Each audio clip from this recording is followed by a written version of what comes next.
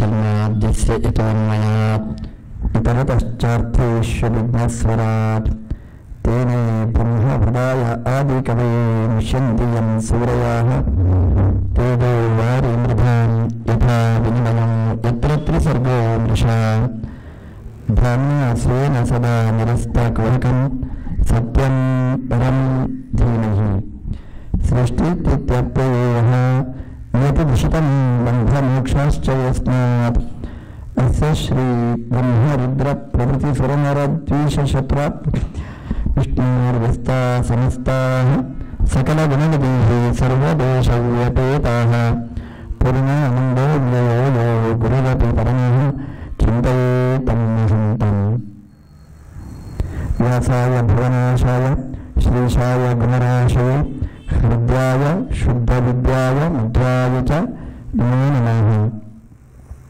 नमस्ते प्राणेश प्रणत विपदायावनिमगाः नमः स्वामिन् रामप्रियतम हनुमन् गुरुगुण नमस्तुभ्यं भीम प्रबलतम कृष्णेष्ठ भगवन् नमः श्रीमन्मध्वा प्रदिश सदृशं जय तपो विद्या विरक्त्यादि सद्गुण विगाकरानहं वादिराजगुरून् वन्दे हयग्रीवपदाश्रयान् मुकोऽपि यत्प्रसादेन मुकुन्दशयनायते राजराजायते रिक्ताः राघवेन्द्रं तमाश्रये ब्रह्मचर्य हरिप्रीति सुविद्यावादशालिनाः इष्टदां कष्टहर्तॄन्नः विद्यामान्यां नमः। श्रीगुरुभ्यो नमः। नारायणं नमस्कृत्य नरं चैव नरोत्तमं देवीं सरस्वतीं व्यासं ततो ग्रन्थम् उदीरये यं प्रव्रजन्तमनुपेतमपेतकृत्यं द्वैपायनो विरहकातर आजुहाव पुत्रेति तन्मयतया परवोऽपि नीदुः तं सर्वभूतहृदयं मुनिमानतोऽस्मि। आपादमूलपर्यन्तं गुरूणामाकृतिं स्मरेत् तेन विघ्नाः प्रणश्यन्ति सिद्ध्यन्ति च मनोरथाः। ಶ್ರೀಗುರುಭ್ಯೋ ನಮಃ. ಒಂದು ಸಾಧನೆಗೆ 3 ಅಂಶಗಳು ಬೇಕಂತೆ. ಒಂದು ದೇಶ, ಒಂದು ಕಾಲ, ಮತ್ತೊಂದು ವಿಷಯ ಅಂತ. ಇವತ್ತು ಕಾಲ ಶ್ರೇಷ್ಠವಾದ ಕಾಲ. ಹೆಸರೇ ಹೇಳುವ ಹಾಗೆ ಭಾದ್ರಪದ ಮಾಸ. ಪದ ಅಂದರೆ ಒಳ್ಳೆಯ ಭಗವಂತನ ಗುಣಗಳನ್ನು ಸ್ತೋತ್ರ ಮಾಡುವ ಪದಗಳು, ಶಬ್ದಗಳು. ಭದ್ರ ಅಂದರೆ ಮಂಗಲ ಅಂತದ ಗಟ್ಟಿಯಾದ. ಹಾಗಾಗಿ ಭದ್ರವಾದ ಪದಗಳನ್ನು ಅಂದರೆ ಸಕಲ ವೇದಗಳ ಸಾರಭೂತವಾದ ಎಲ್ಲ ಪುರಾಣಗಳ ರಾಜ ಅನಿಸಿದ, ಗಾಯತ್ರಿ ಭಾಷ್ಯ ಎನಿಸಿದ, ಭಾರತಾರ್ಥ ವಿಧಿರ್ನಾಯಕವಾದ ಭಾಗವತದ ಪದಗಳಿಗಿಂತ ಭದ್ರವಾದ ಪದ ಇನ್ನೊಂದು ಇಲ್ಲವೇ ಇಲ್ಲ. ಇಂತಹ ಭದ್ರವಾದ ಪದ ಸಿಕ್ಕಿರತಕ್ಕಂತಹ ಕಾಲ ಈ ಭಾದ್ರಪದ ಮಾಸ. ಅಂದರೆ ಪರೀಕ್ಷಿತರಾದರಿಗೆ ಶುಕಾಚಾರ್ಯರು ಉಪದೇಶ ಮಾಡಿರತಕ್ಕಂತಹ ಕಾಲ. ಅಂದರೆ ಭದ್ರವಾದ ಪದವನ್ನು ಹೇಳಲಿಕ್ಕೆ ಯೋಗ್ಯವಾದ ಕಾಲ ಈ ಭಾದ್ರಪದ ಮಾಸ ಅಂತ. ದೇಶ ಒಳ್ಳೆಯ ದೇಶ ಇದು. ಯಾಕಂದರೆ ನಾವು ಎಲ್ಲೋ ಇರ್ತೇವೆ. ಸಂಕಲ್ಪ ಮಾಡಬೇಕಾದ್ರೆ ಶ್ಲೋಕ ಹೇಳ್ತೇವೆ. ಗಂಗೆತ ಯಮುನೆ ಕೃಷ್ಣೆ ಗೋದಾವರಿ ಸರಸ್ವತಿ ನರ್ಮದೆ ಸಿಂಧು ಕಾವೇರಿ ಜಲೆ ಅಸ್ಮಿನ್ ಸನ್ನಿಧಿಂ ಕುರು ಅಂತ. ಮೈಸೂರಿನಲ್ಲಿ ಕೂತ್ರೆ ಎಲ್ಲಿಂದಲೇ ಫೋನ್ ಮಾಡಿ ತರಿಸಬೇಕಾಗಿಲ್ಲ. ಕಾವೇರಿ ತೀರದ ಪಕ್ಕದಲ್ಲೇ ನಾವಿದ್ದೇವೆ ಅಂತಂದರೆ ಕಾವೇರಿ ಸನ್ನಿಧಿಂ ಕುರು ಅಂತಂದರೆ ಸನ್ನಿಧಾನವೇ ಇಲ್ಲಿರ್ತದೆ. ಹಾಗಾಗಿ ದೇಶವೂ ಒಳ್ಳೆದೆ. ಜ್ಞಾನಿಗಳು ಪ್ರತಿಷ್ಠೆ ಮಾಡಿದ ವಿಠಲನ ಸನ್ನಿಧಾನ ಅಂತಂದರೆ ಅದು ದೊಡ್ಡ ಕ್ಷೇತ್ರನೇ ಸರಿ. ಅದೇ ರೀತಿಯಾಗಿ ವಿಷಯ ಅಂದರೆ ಶ್ರೀಮದ್ ಭಾಗವತ ಅಂತ. ನಮ್ಮ ವೇದವ್ಯಾಸ ದೇವರು ವೇದಗಳನ್ನು ವಿಭಾಗ ಮಾಡಿ ವೇದಗಳ ಅರ್ಥ ಜ್ಞಾನ ರಹಿತರಾದವರಿಗೆ, ವೇದ ಅನಭಿಗರಿಗಳಿಗೂ ಕೂಡ, ಬ್ರಹ್ಮರುದ್ರಾದಿ ದೇವತೆಗಳಿಗೂ ಕೂಡ ಮುಟ್ಟುವ, ಅಂದರೆ ಕೆಳಗಿನ ಯೋಗ್ಯತೆಯಿಂದ ದೊಡ್ಡ ಯೋಗ್ಯತೆಯ ತನಕ ಎಲ್ರಿಗೂ ಜ್ಞಾನದ ಒಳ್ಳೆಯ ಮಾಧ್ಯಮ ಅನಿಸಿರ್ತಕ್ಕಂತಹ ಶ್ರೀಮದ್ ಭಾಗವತವನ್ನು ನಮಗೆ ಕೊಟ್ಟಿದ್ದಾರೆ. ಹಾಗಾಗಿ ಇದು ಶ್ರೇಷ್ಠವಾದ ವಿಷಯ. ಗಾಯತ್ರಿ ಭಾಷ್ಯ ಅರ್ಥೋಯಂ ಬ್ರಹ್ಮಸೂತ್ರಾಣ ಭಾರತಾರ್ಥ ವಿನಿರ್ಣಯ ಗಾಯತ್ರಿ ಭಾಷ್ಯರೂಪೋಸೌ ವೇದಾರ್ಥ ಪರಿಬ್ರಹ್ಮಿತ ಪುರಾಣಾನಾಂ ಸಾರಭೂತಃ 5 ಮುಖಗಳ ಸಂಗಮ ಈ ಶ್ರೀಮದ್ಭಾಗವತದಲ್ಲಿ ಇದೆ. ಶುಕಾಚಾರ್ಯರಂತಹ ವಿರಕ್ತರಿಂದ ಉಪದಿಷ್ಟವಾಗಿರತಕ್ಕಂತಹ ಸಂಸ್ಕೃತಿ ಶ್ರೀಮದ್ ಭಾಗವತ ಅಂತ. ಈ ಭಾಗವತ ನಮಗೆ ಸೂತರ ಮೂಲಕ ನಮಗೆ ಸಿಕ್ಕಿತು. ಸೂತರು ಉಪದೇಶ ಮಾಡಿದ್ದು ಶೌನಕರ ಮಹಾಸತ್ರದಲ್ಲಿ, ಯಾಗದಲ್ಲಿ. ನೈಮಿಷೇ ಅನಿಮಿಷ ಕ್ಷೇತ್ರೇ ಮುನಯ ಶೌನಕಾದಯ ಸತ್ರಂ ಸ್ವರ್ಗಾಯ ಲೋಕಾಯ ಸಹಸ್ರ ಸನ್ಮಾಸತ ಅಂತ. ಹಿಂದಿನ ಕಾಲದಲ್ಲಿ ಒಂದು ಸಾಧನೆಗೆ ಅಂತ ಕೂತ್ರೆ ಕಾಲದ ಪರಿಮಿತಿ ಇರಲಿಲ್ಲ ಅನ್ನೋದಕ್ಕೆ ಈ ಶಬ್ದ ಒಂದು ಒಳ್ಳೆಯ ಉದಾಹರಣೆ. ಸಾಮಾನ್ಯವಾಗಿ ನಮಗೆ ಯಾವುದೇ ಒಂದು ಕಾರ್ಯಕ್ರಮ ಮಾಡಬೇಕಾದ್ರೆ ಕಾಲದ ಬಂಧನ ಮಾಡಿಕೊಂಡೇ ನಾವು ಮಾಡ್ತೇವೆ. ಎಷ್ಟು ದಿನ ಅಂತ ಕೇಳಿದೆ ಹಾಗೆ. ಪ್ರವಚನ ಅಂದರೆ ಎಷ್ಟು ದಿನ ಅಂದರೆ ಅಷ್ಟು ದಿನ ಬೇಕಾ ಅಂತ ಅಲ್ಲ, ಅಷ್ಟೊಳಗೆ ಮುಗಿಬೇಕು ಅಂತ ಅದಕ್ಕೆ ಅರ್ಥ. ಭಾಗವತ ಹೇಳತಕ್ಕಂತಹ ಈ ಯಾಗ ಸಹಸ್ರ ಸನ್ಮಾಸತ ಅಂತ. ಅದಕ್ಕೆ ಈ ವ್ಯಾಖ್ಯಾನ ಏನು ಬೇಕಾದರೂ ಮಾಡ್ಬೋದು ನಾವು. ಅಂದರೆ ಒಟ್ಟು ತಾತ್ಪರ್ಯ ಸಹಸ್ರ ಸನ್ಮಾಸತ ಅಂತ, 1000 ವರ್ಷದಲ್ಲಿ ಮುಗಿಸಬಹುದಾದ ಯಾಗ ಅಂತ. ಸಹಸ್ರ ಎಂಬ ಶಬ್ದಕ್ಕೆ ಕನ್ನಡದಲ್ಲಿ ಒಳ್ಳೆಯ ಶಬ್ದ ಇದೆ, 1000 ಮಾಸ ಅಂತ. ಸಾವು ಇರದ ಅಷ್ಟು ಕಾಲ, ಅಂದರೆ ಎಷ್ಟು ಕಾಲದಲ್ಲಿ ಸಾವು ಬರುವುದಿಲ್ಲ ಅಲ್ಲಿವರೆಗೆ ಯಾಗ ಮಾಡ್ತಿದ್ರು. ಅಂದರೆ ಎಷ್ಟು ಸಾಧ್ಯ ಅಷ್ಟು ಅಂತ. ಸಹಸ್ರ ವರ್ಷನೂ 1000 ತಿಂಗಳಿರ್ಬೋದು, 1000 ದಿನಗಳಿರ್ಬೋದು, ಯಾವುದೂ ಚಿಕ್ಕದೇನೂ ಅಲ್ಲೇ ಅಲ್ಲ. ಅಂತಹ ಯಾಗ ಶೌನಕರು ಮಾಡಿರತಕ್ಕಂತಹ ಯಾಗ ಅಂತ. ಶೌನಕರು ಯಾಗ ಮಾಡಿದ್ರು ಅಂತಂದ್ರೆ ಎಲ್ಲ ಜ್ಞಾನಿಗಳು ಅಲ್ಲಿ ಒಟ್ಟು ಸೇರಿದ್ರು ಅಂತ. ಇವತ್ತಿನ ಹಾಗಲ್ಲ, ಅಲ್ಲಿ ಒಬ್ಬ ಬರ್ತಾನಂದ್ರೆ ಒಬ್ಬರು ಬರುವುದಿಲ್ಲ. ಅವತ್ತಿನ ಕಾಲ ಒಬ್ಬ ಬರ್ತಾನಂದ್ರೆ ಎಲ್ಲ ಜ್ಞಾನಿಗಳೂ ಒಟ್ಟು ಸೇರ್ತಿದ್ರು. ಯಾಕಂದ್ರೆ ಶೌನಕ ಅನ್ನುವ ಶಬ್ದನೇ ಜ್ಞಾನಕ್ಕೆ ಮತ್ತೊಂದು ಪರ್ಯಾಯ ಶಬ್ದ. ಸಂಸ್ಕೃತದಲ್ಲಿ ಪಿವೇಶ್ವಿ ಗತಿವೃದ್ಧೋ ಅಂತ ಅವಗತಿಯನ್ನು ತಿಳಿಸಿಕೊಡತಕ್ಕಂಥ, ಜ್ಞಾನವನ್ನು ತಿಳಿಸಿಕೊಡತಕ್ಕಂತಹ ಒಳ್ಳೆಯ ಶಬ್ದ ಅದು ಶುನಕ ಅಥವಾ ಶೌನಕ ಅನ್ನುವ ಶಬ್ದ. ಹಾಗಾಗಿ ಜ್ಞಾನಿಗಳಾಗಿ ಕರ್ಮತರಾದವರು ಶೌನಕರು. ಬರೀ ಕರ್ಮ ಮಾರ್ಗ ಮಾತ್ರ ಅಲ್ಲ, ಜೊತೆಗೆ ಜ್ಞಾನ ಮಾರ್ಗನೂ ಇತ್ತು. ಜ್ಞಾನ ಕರ್ಮಗಳ ಸಮಾಗಮ ರೂಪವಾಗಿರತಕ್ಕಂತಹ ಶೌನಕರ ನೇತೃತ್ವದಲ್ಲಿ ಎಲ್ಲರೂ ಯಜಮಾನರಾಗಿರ್ತಕ್ಕ ಬಹುಜನ ಕರ್ತೃಕವಾದಂತಹ ಸತ್ರವಾಗವನ್ನು ಮಾಡಿಸಿದರು. ಎಲ್ಲಿ ಯಾವ ಕ್ಷೇತ್ರ ಅಂತಂದರೆ ನೈಮಿಷ ಕ್ಷೇತ್ರ ಅಂತ ಹೇಳ್ತಾರೆ.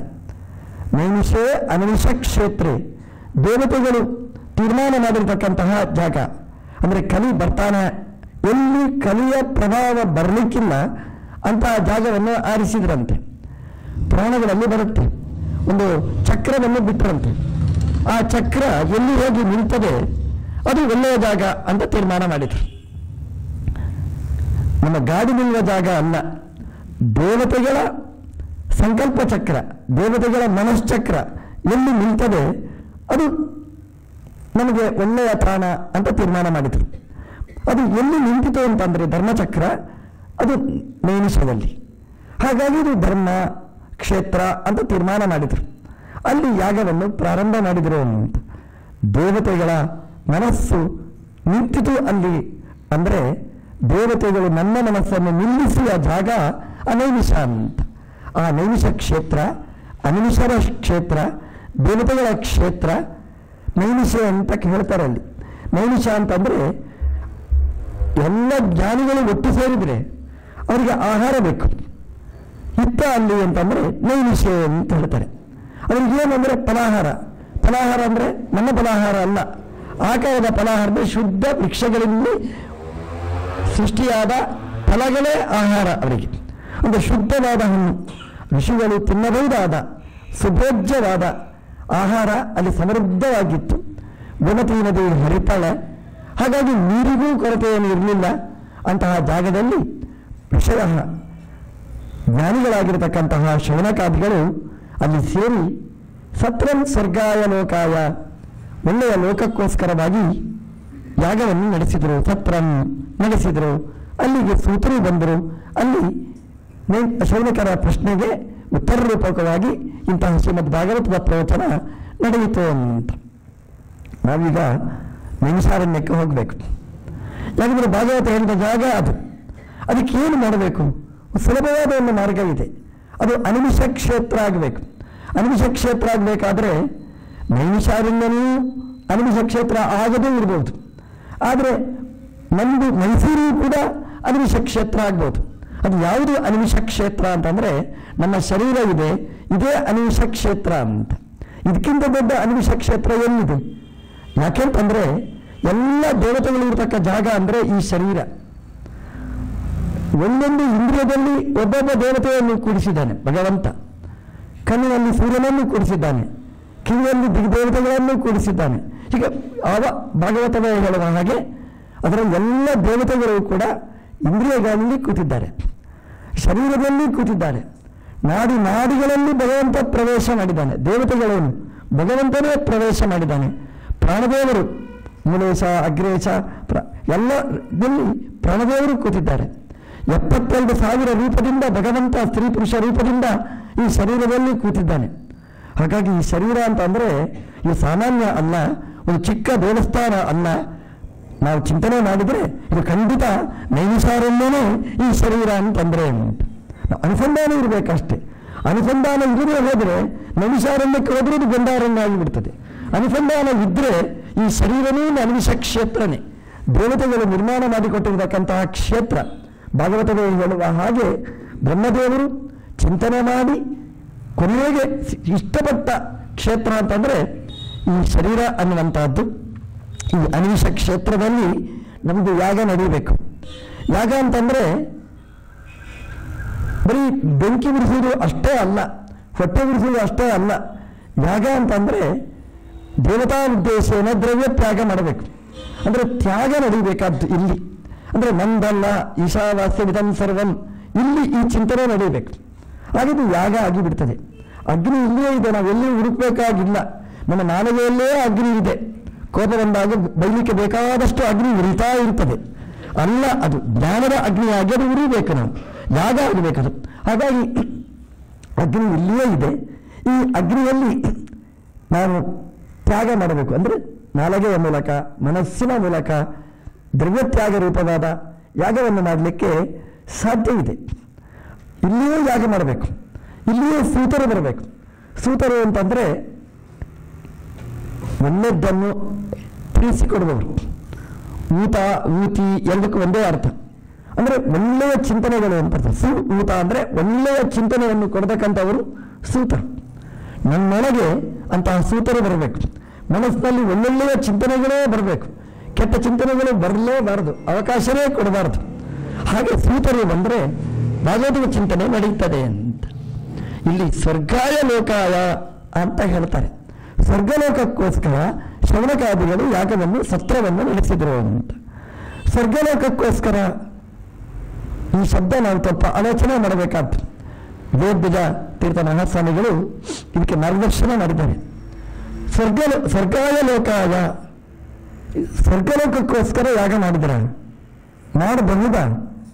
ಯಾಕಂತಂದ್ರೆ ಇದೊಂದು ಕಾಮ್ಯಕರ್ಮ ಆಗಿಬಿಡ್ತದೆ. ಭಾಗವತ ಅನ್ನೋದು ಕಾಮ್ಯಕರ್ಮವನ್ನಲ್ಲ, ಧರ್ಮ ಪ್ರೋಜ್ಜಿತ ಕೈತವೋತ್ತರ ಪರಮಾಹ. ಪ್ರೋಜ್ಜಿತ ಕೈತವರ ಧರ್ಮವನ್ನು ತಿಳಿಸಿಕೊಡ್ತಕ್ಕಂಥದ್ದು ಶ್ರೀಮದ್ ಭಾಗವತ. ಕೈತವ ಅಂತಂದ್ರೆ ಮೋಸ, ಕಿತವನ ಧರ್ಮ. ಕಿತವ ಅಂದರೆ ಪ್ರಾಣಿ ಹಿಡಿಯುವವನ ಧರ್ಮ. ಪ್ರಾಣಿ ಹಿಡಿಯುವ ಏನು ಮಾಡ್ತಾನೆ? ಒಂದಿಷ್ಟು ದವಸವನ್ನು ಬಿಸಾಡ್ತಾನೆ. ನೋಡೋರಿಗೆ ಏನಪ್ಪ ಎಂಥ ಪುಣ್ಯಾತ್ಮ, ಪಕ್ಷಿಗಳಿಗೆ ದಿವಸಕ್ಕಿಷ್ಟು ದವಸಧಾನ್ಯಗಳನ್ನು ಬಿಸಾಡ್ತಾನೆ, ಏನು ಪುಣ್ಯಾತ್ಮ ಏನು ಪುಣ್ಯಾತ್ಮ ಅಂತ. ಒಂದು 10 ನಿಮಿಷ ಕೂತ್ರೆ ಗೊತ್ತಾಗುತ್ತೆ ಏನು ಪುಣ್ಯಾತ್ಮ ಪಾಪಾತ್ಮ ಅಂತ. ಎಲ್ಲ ಹಕ್ಕಿಗಳು ಬಂದು ಕೂತ್ಕೊಂಡವು, ಪಾರಿವಾಳಗಳೆಲ್ಲ ಬಲೆ ಬೀಸಿದ, ಹಿಡ್ಕೊಂಡು ಹೋದ. ಇದು ಧರ್ಮನ ಅಧರ್ಮನ ನಾವು ಚಿಂತನೆ ಮಾಡಬೇಕಾದ್ದು. ಕೈತವ ಧರ್ಮ ಅಂತ ಇದನ್ನು ಕರೀತಾರೆ. ಕಿತವ ಒಂದು ಪ್ರಾಣಿಯನ್ನು ಹಿಡಿಬೇಕಾಗಿದ್ದರೆ, ಪಕ್ಷಿಗಳನ್ನು ಹಿಡಿಬೇಕಾಗಿದ್ದರೆ ದಾನ ಮಾಡ್ತಾನೆ, ಅವನು ಧರ್ಮದ ಆಭಾಸವನ್ನು ಮಾಡ್ತಾನೆ. ಆದರೆ ದುರುದ್ದೇಶ ಉಂಟು, ನಮ್ದು ಹಾಗಾಗಬಾರದು, ಕೈತವ ಧರ್ಮ ನಮ್ದು ಆಗಬಾರದು ಅಂತ. ಕೈತವ ಧರ್ಮ ಅಂದರೆ ಹಾಗೇನೆ ದೇವರಿಗೆ ಹೇಳೋದು, ದೇವರ ಮನೆಗೆ ಪಂಚಾಮೃತ ಅಭಿಷೇಕ ಕೊಡ್ತೇನೆ ಅಂತ. ದೇವರು ಖುಷಿಯಲ್ಲಿ ಬಂದು ಭದ್ರಪೀಠವನ್ನು ಅಲಂಕರಿಸ್ತಾನೆ. ಕೊನೆಗೆ ಕೃಷ್ಣಾರ್ಪಣೆ ಬಿಡುವಾಗ ಹೇಳೋದು, ನಮಗೆ ಜಾಬ್ ಆಗಬೇಕು, ಮನೆ ಆಗಬೇಕು, ಮೈಸೂರಿನಲ್ಲಿ 30-40 ಸೈಟ್ ಬೇಕು, ದೇವರು ಹೇಳ್ದ, ನೀವು ಕೊಟ್ಟದ್ದು 25 ರೂಪಾಯಿ ಪಂಚಾಮೃತ, ನಿಮಗೆ 25 ಲಕ್ಷ ರೂಪಾಯಿಯ ವಸ್ತು ನೀವು ಕೊಡಬೇಕು, ಕೈತವ ಧರ್ಮ ಅಲ್ವಾ ಅಂತ ಕೇಳ್ತಾರೆ. ಪ್ರೋಜ್ಜಿತ ಕೈತವ ಅಂತ ಅಂದರೆ ಕೈತವ ಇಲ್ಲದೇ ಇದ್ದ, ಅಂದರೆ ಮೋಸ ಇಲ್ಲದೇ ಇದ್ದ ಧರ್ಮ, ಅಂದರೆ ನಿಷ್ಕಾಮ ಕರ್ಮ, ಕರ್ಮನ್ನೇವಾಧಿಕಾರಸ್ಥೆ ಅಂತ ಹೇಳುವ ಕೃಷ್ಣ ಹೇಳಿದ ಧರ್ಮ, ಅದು ಪ್ರೋಜ್ಜಿತ ಕೈತವ, ಕೈತವ ಇರುವುದೇ ಇರತಕ್ಕ ಧರ್ಮ. ಹಾಗಾಗಬೇಕು. ಹಾಗೆ ಧರ್ಮವನ್ನು ಇಲ್ಲಿ ಹೇಳ್ತೇನೆ ಅಂತ ಪ್ರಾರಂಭದಲ್ಲಿ ಸಂಕಲ್ಪ ಮಾಡಿ ಸತ್ರಂ ಸ್ವರ್ಗಾಯ ಲೋಕಾಯ ಅಂತ ಹೇಳಿದ್ರೆ ವಿರುದ್ಧ ಆಗೋದಿಲ್ವ? ಇದು ಕಿತವ ಧರ್ಮ ಆಗಲಿಲ್ವ? ಸ್ವರ್ಗಕ್ಕೋಸ್ಕರ ಅಂತ ಬಯಸಬಹುದಾ? ಯಾವುದನ್ನು ಬಯಸಬಹುದು ಅಂತಂದ್ರೆ ಜ್ಞಾನ ಭಕ್ತಿ ಹರೇ ತೃಪ್ತಿ ವಿನಾ ವಿಷ್ಣುರಪಿ ಕ್ವಚಿತೋ ನಾಕಾಂಕ್ಷಂ. ಹೀಗಿರುವಾಗ ಜ್ಞಾನವನ್ನು ಬಯಸಬಹುದು, ಭಕ್ತಿಯನ್ನು ಬಯಸಬಹುದು, ದೇವರನ್ನು ಬಯಸಬಹುದು, ದೇವರ ಅನುಗ್ರಹ ಬಯಸಬಹುದು. ಅಂದ್ಬಿಟ್ಟು ಏನೇನೋ ಬಯಸುವುದು ಎಷ್ಟು ನ್ಯಾಯ? ಅದಕ್ಕೆ ಜ್ಞಾನಿಗಳು ಮಾರ್ಗದರ್ಶನ ಮಾಡಿದ್ದಾರೆ. ಸ್ವರ್ಗಾಯ ಲೋಕಾಯ, ಸ್ವರ್ಗಾಯ ಲೋಕಾಯ ಅಂತಂದ್ರೆ, ಲೋಕ ಅಂತಂದ್ರೆ ಭಗವಂತ, ಲೋಕ ಅಂದ್ರೆ ಲೋಕದರ್ಶನೆ, ಜ್ಞಾನರೂಪಿಯಾದ ಭಗವಂತ ಅಂತರ್ಥ. ಸ್ವರ್ಗಾಯ, ಸ್ವರ್ಗಾಯ ಅಂತಂದ್ರೆ ಸ್ವರ್ಗ ಎನ್ನ ಶಬ್ದಕ್ಕೆ ಮೋಕ್ಷ ಅಂತರ್ಥ. ನಿಜವಾದ ಅರ್ಥ ಅದು. ಎನ್ನದುಕ್ಕೇನ ಸಂಭಿನ್ನಂ ನಚಗ್ರಸ್ತ ಅನಂತರಂ ಅಭಿಲಾಷೋಪನೀತಂಚ ತತ್ಸುಖಂ ಸ್ವಪದಾಸ್ಪದಂ ಅಂತ. ಸ್ವಹ ಎನ್ನ ಶಬ್ದಕ್ಕೆ ದುಃಖದ ಮಿಶ್ರಣ ಇಲ್ಲದೇ ಇರತಕ್ಕ, ಅಂದರೆ ದುಃಖದ ಸಂಪರ್ಕ ಇಲ್ಲದೇ ಇರತಕ್ಕ ಸುಖ ಅಂದರೆ ಅದು ಮೋಕ್ಷದ ಸುಖ ಮಾತ್ರ. ಸ್ವರ್ಗದ ಸುಖ ಹಾಗಾಗುವುದಿಲ್ಲ. ಸ್ವರ್ಗದಲ್ಲಿ ಸುಖ ಇದೆ, ಆದರೆ ಅಲ್ಲಿ ಕೂತಾಗಲೇ ಒಂದು ಬೋರ್ಡ್ ಹಾಕಿರ್ತಾರೆ. ನಮ್ಮೆಲ್ಲ ಈ ರಸ್ತೆಯಲ್ಲಿ ನಿಲ್ಲಿಸ್ತಾರೆ ನೋಡಿ, ಟ್ರಾಫಿಕ್ ಕಂಟ್ರೋಲ್, ಟ್ರಾಫಿಕ್ ನಿಲ್ಲಿಸ್ತಾರೆ, ಅಲ್ಲಿ ಬೋರ್ಡ್ ಹಾಕಿರ್ತಾ ಇರ್ತಾರೆ. 1, 2, 3, 4, 5, 6, 7 ಅಂತ ಮೊದಲು 25 ಇರ್ತದೆ, 25 ಸೆಕೆಂಡ್ ಅಂತ. ಹಾಗೆ ಒಂದೊಂದೇ ಕಡಿಮೆ ಆಯಿತು ಅಂದರೆ ನೀವು ಹೋಗ್ಬೋದು ಅಂತ ಅರ್ಥ.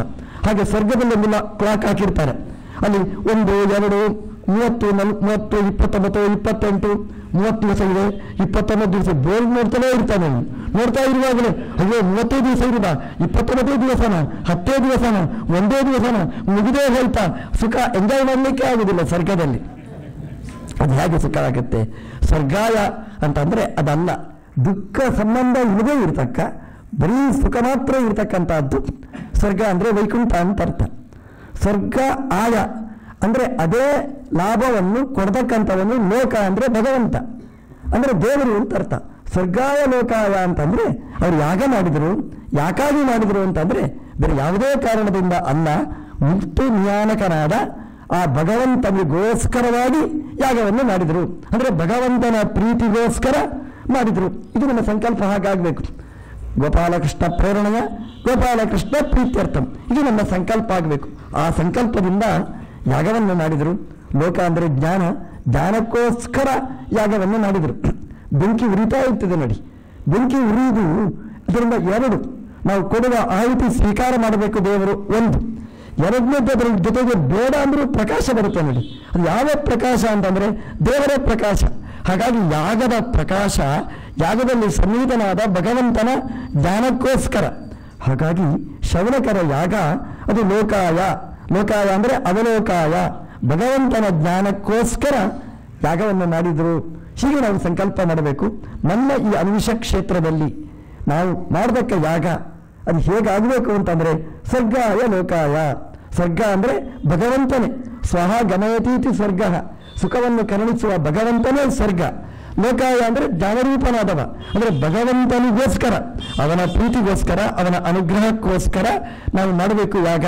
ಸ್ವರ್ಗಾಯ ಲೋಕಾಯ ಸಹಸ್ರ ಸಮನಾಸತ ಅಂತ 1000 ವರ್ಷ, ಸಾವು ಇರುವಷ್ಟು ಕಾಲ ನಾವು ಮಾಡುವ ಯಾಗ ಅದು ಆಗಬೇಕು. ಎಷ್ಟು ಅಂದರೆ ಜೀವನದುದ್ದಕ್ಕೆ ಇಂತಹ ಯಾಗಗಳು ನಿರಂತರ ನಡೀಬೇಕು. ಯಾಗ ಅಂದರೆ ಕರ್ಮನೂ ನಡೀಬೇಕು, ಅದರೊಟ್ಟಿಗೆ ಜ್ಞಾನನೂ ಕಾರ್ಯನೂ ನಡೀಬೇಕು, ಎರಡೊಟ್ಟೊಟ್ಟಿಗೆ ನಡೀಬೇಕಾದ್ದು ಅಂತ. ಸೂತರು ಬಂದರೆ ವ್ಯಾಸಪೀಠ ಹಾಕಿ ಶೌನಕರು ಸ್ವಾಗತ ಮಾಡ್ತಾರಂತೆ. ನಮ್ಮಲ್ಲಿ ಕರ್ಮ ಮತ್ತು ಜ್ಞಾನ 2 ವಿರುದ್ಧ ಆಗಿರ್ತದೆ. ಕರ್ಮದನಿಗೆ ಜ್ಞಾನ ಆಗುವುದಿಲ್ಲ, ಜ್ಞಾನಿಗಳಿಗೆ ಕರ್ಮ ಆಗುವುದಿಲ್ಲ ಅಂತ. ನಾವು ಜ್ಞಾನಿಗಳು ನಾವೇನು ಕರ್ಮ ಮಾಡೋದು, ಜಪ ಏನು ಪೂಜೆ ಏನು ಅಂತ ಅದನ್ನು ಆಕ್ಷೇಪ ಮಾಡ್ತಾರೆ. ಕರ್ಮದಲ್ಲಿ ಹೇಳ್ತಾರೆ ಅದನ್ನು ಜ್ಞಾನ ಅನ್ನೋದು ಎಷ್ಟು ಅಂತ ಹೇಳ್ತಾರೆ. 2ರ ಸಮಾಗಮ ಶ್ರೀಮದ್ ಭಾಗವತ ಅಂತ. ಒಂದು ಕರ್ಮನೂ ಬೇಕು, ಜ್ಞಾನನೂ ಬೇಕು, ಒಂದು ಬಿಟ್ಟು ಒಂದು ಇಲ್ಲ. ಎಷ್ಟೇ ಸದಾಚಾರ ಸಂಪನ್ನನಾದರೂ ಜ್ಞಾನ ಮಾರ್ಗ ಬೇಕು. ಎಷ್ಟೇ ಜ್ಞಾನಿಯಾಗಿದ್ದರೂ ಕೂಡ ಕರ್ಮವನ್ನು ಬಿಡಲಿಕ್ಕೆ ಇಲ್ಲವೇ ಇಲ್ಲ. ಅದಕ್ಕೆ ಭಾಗವತ ಒಳ್ಳೆಯ ಉದಾಹರಣೆ. ಅದು ಪ್ರಾಕ್ಟಿಕಲ್ ಕ್ಲಾಸ್. ಅಂದರೆ ಯಾಗ ಮಾಡ್ತಿದ್ರು, 3 ಹೊತ್ತು ಸವನತ್ರಯದಲ್ಲಿ ಯಾಗ ಮಾಡ್ತಿದ್ರು, 3 ಮುಗಿದ ಸಮಯದಲ್ಲಿ ಚಿಂತನೆ, ಭಗವಂತನ ಚಿಂತನೆ ಮಾಡ್ತಿದ್ರು. ರೋಮಹರ್ಷಣದ ಸತ್ಪುತ್ರರಾದ ಸೂತರು ಸಾಕ್ಷಾತ್ ಭಾಗವತವನ್ನು ಕೇಳಿದವರು ಹೇಳಿದ ನಡೆಸಿಕೊಟ್ಟಿರ್ತಕ್ಕಂತಹ ಪ್ರವಚನ ಶ್ರೀಮದ್ ಭಾಗವತ. ಶೌನಕರು ಹೇಳಿದ್ದೇ ಹಾಗೆ, ವಯಂತು ನವಿತೃಪ್ಯಾನ, ಸಾಧು ಸಾಧು ಪದೇ ಪದೇ ಅಂತ ಅವರು ಹೇಳ್ತಾರೆ. ನನಗಂತೂ ತೃಪ್ತಿಯಾಗಿ ಎಷ್ಟು ಬೇಕಾದರೂ ಹೇಳಿ ಅಂತ. ಎಂತಹ ಶ್ರೋತೃಗಳು ಬೇಡಿ ಶೌನಕರು, ಎಂತಹ ಸಹೃದಯರು ಅಂತ ಭಾಗವತ ಹೇಳುತ್ತೆ. ಅಲ್ಲ, ಸೂತರು ಹೇಳಿದ್ರೆ ಅದೆಲ್ಲ ನನಗೆ ಗೊತ್ತು, ಅದೆಲ್ಲ ನನಗೆ ಗೊತ್ತು, ಅದೆಲ್ಲ ನನಗೆ ಗೊತ್ತು ಅಂತ. ಬೆಂಗಳೂರಿನ ಒಂದು ಪ್ರವಚನ ಮಾಡಿದ್ರೆ ಒಂದು ದಂಪತಿಗಳು ಎದುರು ಕೂರ್ತಿದ್ರು. ನಾವು ಏನಾದರೂ ಹೇಳಿದ್ರೆ ಅವ್ರು ಹೇಳ್ತಾ ಇರ್ತಾರೆ, ನಮಗೆ ರಗಳಂದ್ರೆ ರಗಳ ಅನಿಸ್ತಾ ಇರ್ತದೆ. ಅಂದರೆ ಇದು ಭಾಗವತ ಹೇಳ್ತಾ ಹೋದ್ರೆ ಅವ್ರಿಗೆ ಭಾಗವತದಲ್ಲಿ ಕಥೆ ಗೊತ್ತು, ಯಾವ ಸ್ಕಂದದಲ್ಲಿ ಏನು ಬರುತ್ತೆ ಅಂತ. ನಾವು ಹೇಳ್ತಾ ಇದ್ರೆ ಅವರು ಹೇಳ್ತಾ ಇರೋದು.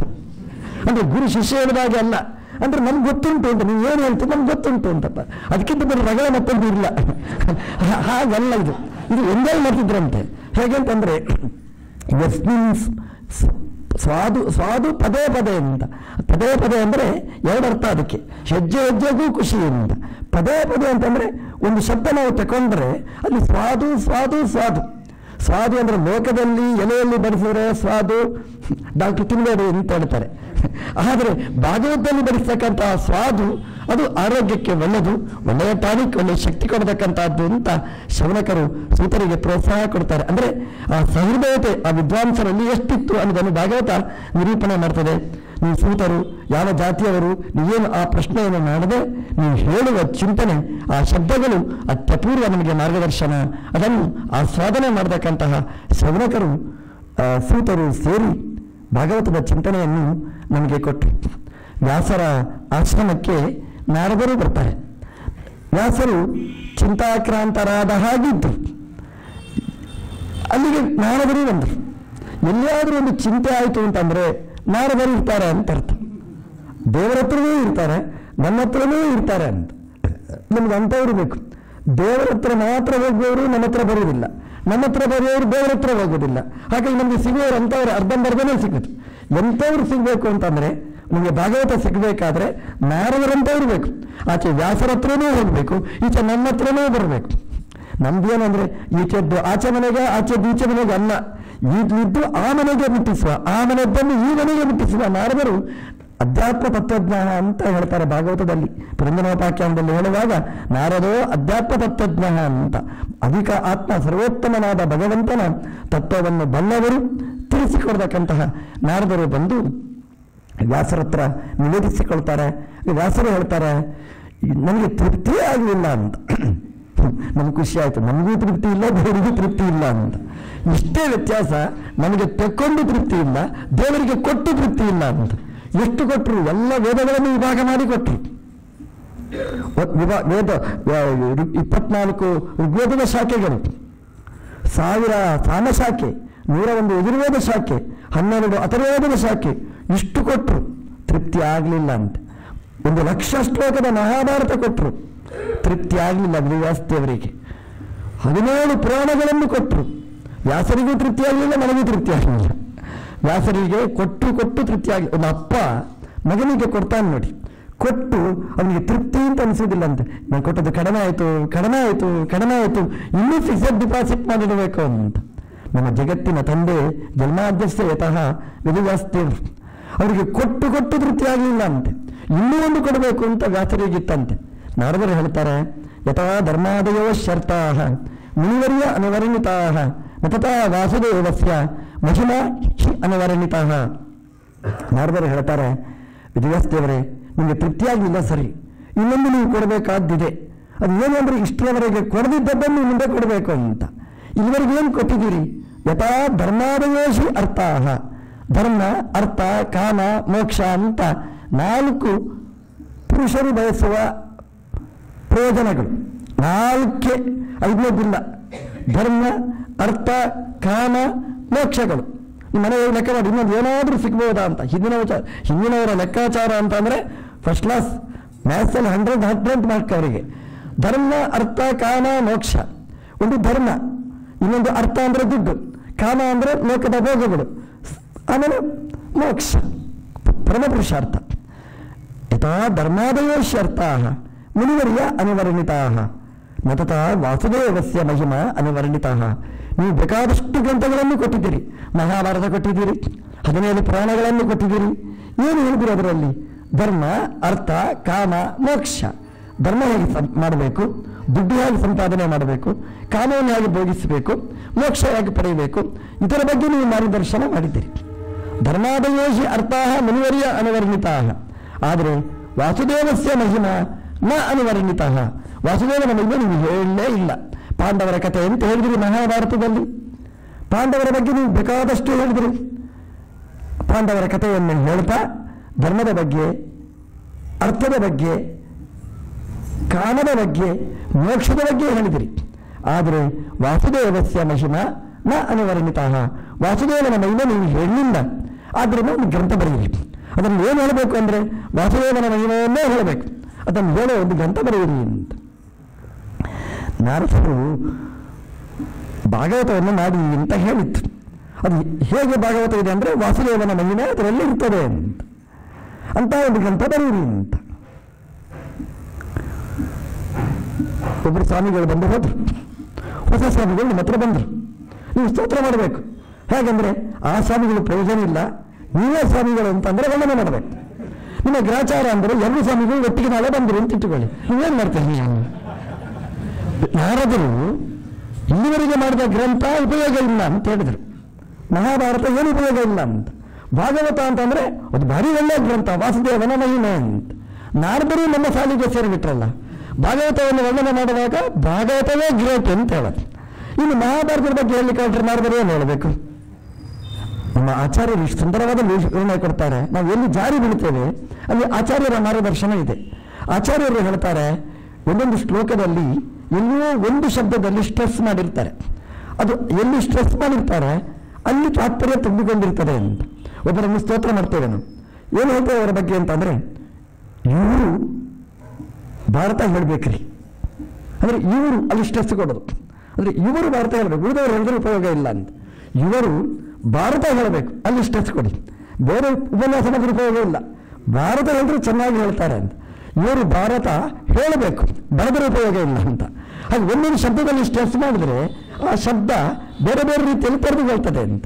ಹಾಗೆ ಈ ಶ್ಲೋಕದಲ್ಲಿ ಎಲ್ಲಿ ಸ್ಟ್ರೆಸ್ ಕೊಡಬೇಕು ಆಚಾರ್ಯರು ಹೇಳ್ತಾರೆ, ಅಲ್ಲಿ ಯಥಾ ತಥಾ ಎಂಬ ಶಬ್ದ ಇದೆ, ಅಲ್ಲಿಗೆ ನೀವು ಒತ್ತು ಕೊಡಿ, ಆಗ ಹೊಸ ಅರ್ಥ ನಿಮಗೆ ಸಿಗ್ತದೆ ಅಂತ. ಅಂದರೆ ಮಹಾಭಾರತದಲ್ಲಿ ಧರ್ಮ, ಅರ್ಥ, ಕಾಮದ ಬಗ್ಗೆ ಹೇಳಿದ್ದಾರೆ, ಮೋಕ್ಷದ ಬಗ್ಗೆ ವಿಶ್ಲೇಷಣೆ ಮಾಡಿದ್ದಾರೆ. ವಾಸುದೇವನ ಮಹಿಮೆ ಹೇಳಲಿಲ್ಲ ಅಂತ ಏನಿಲ್ಲ. ವಾಸುದೇವನ ಮಹಿಮೆಯನ್ನು ಹೇಳಿದ್ದಾರೆ. ಪ್ರಾರಂಭದಲ್ಲಿಯೇ ಇಂಡೆಕ್ಸ್ ಬರೆದಿದ್ದಾರೆ, ವಿಧಿವಸ್ತವರೇ ಬರೆದಿದ್ದಾರೆ ಇನ್ನೇನೇನಿದೆ ಅಂತ. ವಾಸುದೇವಸ್ಯ ಮಾಹಾತ್ಮ್ಯಂ ವಿಧಿವಸ್ತವರೇ ಹೇಳ್ತಾರೆ. ಮಹಾಭಾರತದಲ್ಲಿ ಏನುಂಟು ಅಂದರೆ ವಾಸುದೇವನ ಮಹಿಮೆಯ ಬಗ್ಗೆ ಹೇಳಿದ್ದೇನೆ ಅಂತ ಇದೆ. ಅಂದರೆ ಕೃಷ್ಣನ ಬಗ್ಗೆ ಸಾಕಷ್ಟು ಮಹಾಭಾರತದಲ್ಲಿದೆ. ಮಹಾಭಾರತ ಅಂತಂದರೆ ದಶಾರ್ಥ ಸರ್ವಭಾರತ ಅಂತ 10 ಅರ್ಥಗಳನ್ನು ಒಳಗೊಂಡಿರತಕ್ಕಂಥದ್ದು ಮಹಾಭಾರತ. ಅದರಿಂದ ತಥೋಪರಿ ಚರಾಧ್ಯನ್ಯೆ, ಉಪರಿಚರ ಅಂದರೆ ಸರ್ವೋತ್ತಮನಾದ ಭಗವಂತ, ಅವನ ಮಹಿಮೆಯನ್ನು ಮಹಾಭಾರತದಲ್ಲಿ ಹೇಳಿದ್ದಾರೆ. ಅದರಿಂದ ವಾಸುದೇವನ ಮಹಿಮೆ ಮಹಾಭಾರತದಲ್ಲಿ ಹೇಳಲಿಲ್ಲ ಅಂದರೆ ತಪ್ಪಾಗುವುದಿಲ್ವ? ಹಾಗೆ ಧರ್ಮದ ಬಗ್ಗೆ ಹೇಳಿದ್ದಾರೆ, ಅರ್ಥ ಕಾಮ ಮೋಕ್ಷಗಳ ಬಗ್ಗೆ ಹೇಳಿದ್ದಾರೆ, ಭಗವಂತನ ಮಹಿಮೆಯ ಬಗ್ಗೆಯೂ ಹೇಳಿದ್ದಾರೆ. ಆದರೆ ಯಥಾ ತಥಾ ಅಂತ, ಯಥಾ ತಥಾ ಅಂದರೆ ಯಥಾ ಪೂರ್ತಿ ನಭವೇತ್ ನಮ್ಮ ಆಚಾರ್ಯರ ವಿವರಣೆ. ಧರ್ಮ, ಅರ್ಥ, ಕಾಮ, ಮೋಕ್ಷದ ಬಗ್ಗೆ ಹೇಳಿ ಮುಗಿಸ್ಲಿಕ್ಕಾಗುತ್ತೆ. ಇಷ್ಟೇ, ಇನ್ನೇನು ಹೇಳಲಿಕ್ಕಿಲ್ಲ. ಮಹಾಭಾರತ ಓದಿಬಿಟ್ರೆ ಧರ್ಮ ಅಂದರೆ ಏನು, ಅರ್ಥ ಅಂದರೆ ಏನು, ಕಾಮ ಅಂದರೆ ಏನು, ಮೋಕ್ಷ ಅಂದರೆ ಏನು, ಸರಿಯಾದ ವಿಶ್ಲೇಷಣೆ ವಿವರಣೆಗಳು ಸಿಗ್ತದೆ. ನಾರದರು ಹೇಳಿದ್ದು ಏನು ಅಂದರೆ, ನತತಾ ವಾಸುದೇವಸ್ಯ ಮಹಿಮಾ, ವಾಸುದೇವನ ಮಹಿಮೆಯನ್ನು ಹಾಗೆ ಹೇಳಕ್ಕಾಗಲ್ಲ ಅಂತ. ಯಾಕೆಂದರೆ ಧರ್ಮಾದಿಗಳನ್ನು ಹೇಳಿ ಮುಗಿದಾಯಿತು, ಇನ್ನೇನು ಹೇಳಲಿಕ್ಕಿಲ್ಲ ಅಂತ ಹೇಳಬಹುದು. ಯಾಕೆ ದೇವರು ಹೇಳಬಹುದು. ಆದರೆ ವಾಸುದೇವನ ಮಹಿಮೆ ಹೇಳಿ ಆಯಿತು, ಇನ್ನು ಹೇಳಲಿಕ್ಕಿಲ್ಲ ಅಂತ ಹೇಳಲಿಕ್ಕುಂಟ? ಯಾಕೆಂದರೆ ಅವನು ಅನಂತ, ಅನಂತನ ಮಹಿಮೆ ಅನಂತ. ಅದರಿಂದ ಅನಂತ ಮಹಿಮೆಯನ್ನು ಅನಂತ ಜನ ಅನಂತ ಕಾಲದಲ್ಲಿ ಹೇಳಿದರೆ ಮತ್ತೆ ಎಷ್ಟು ಉಳಿಯಿತು ಅಂತಂದರೆ ಹೇಳುವುದು ಅನಂತ ಮಹಿಮೆ. ಅನಂತ ಮೈನಸ್ ಅನಂತ ಇಸ್ಕಲ್ ಟು ಅನಂತ ಅಂತ ವ್ಯಾಖ್ಯಾನ. ಆದ್ದರಿಂದ ದೇವರ ಮಹಿಮೆ ಎಷ್ಟು ಹೇಳಿದರೂ ಕೂಡ ಹೇಳಲಿಕ್ಕಿಂತ ಅಷ್ಟೇ ಉಳಿದಿರ್ತದೆ.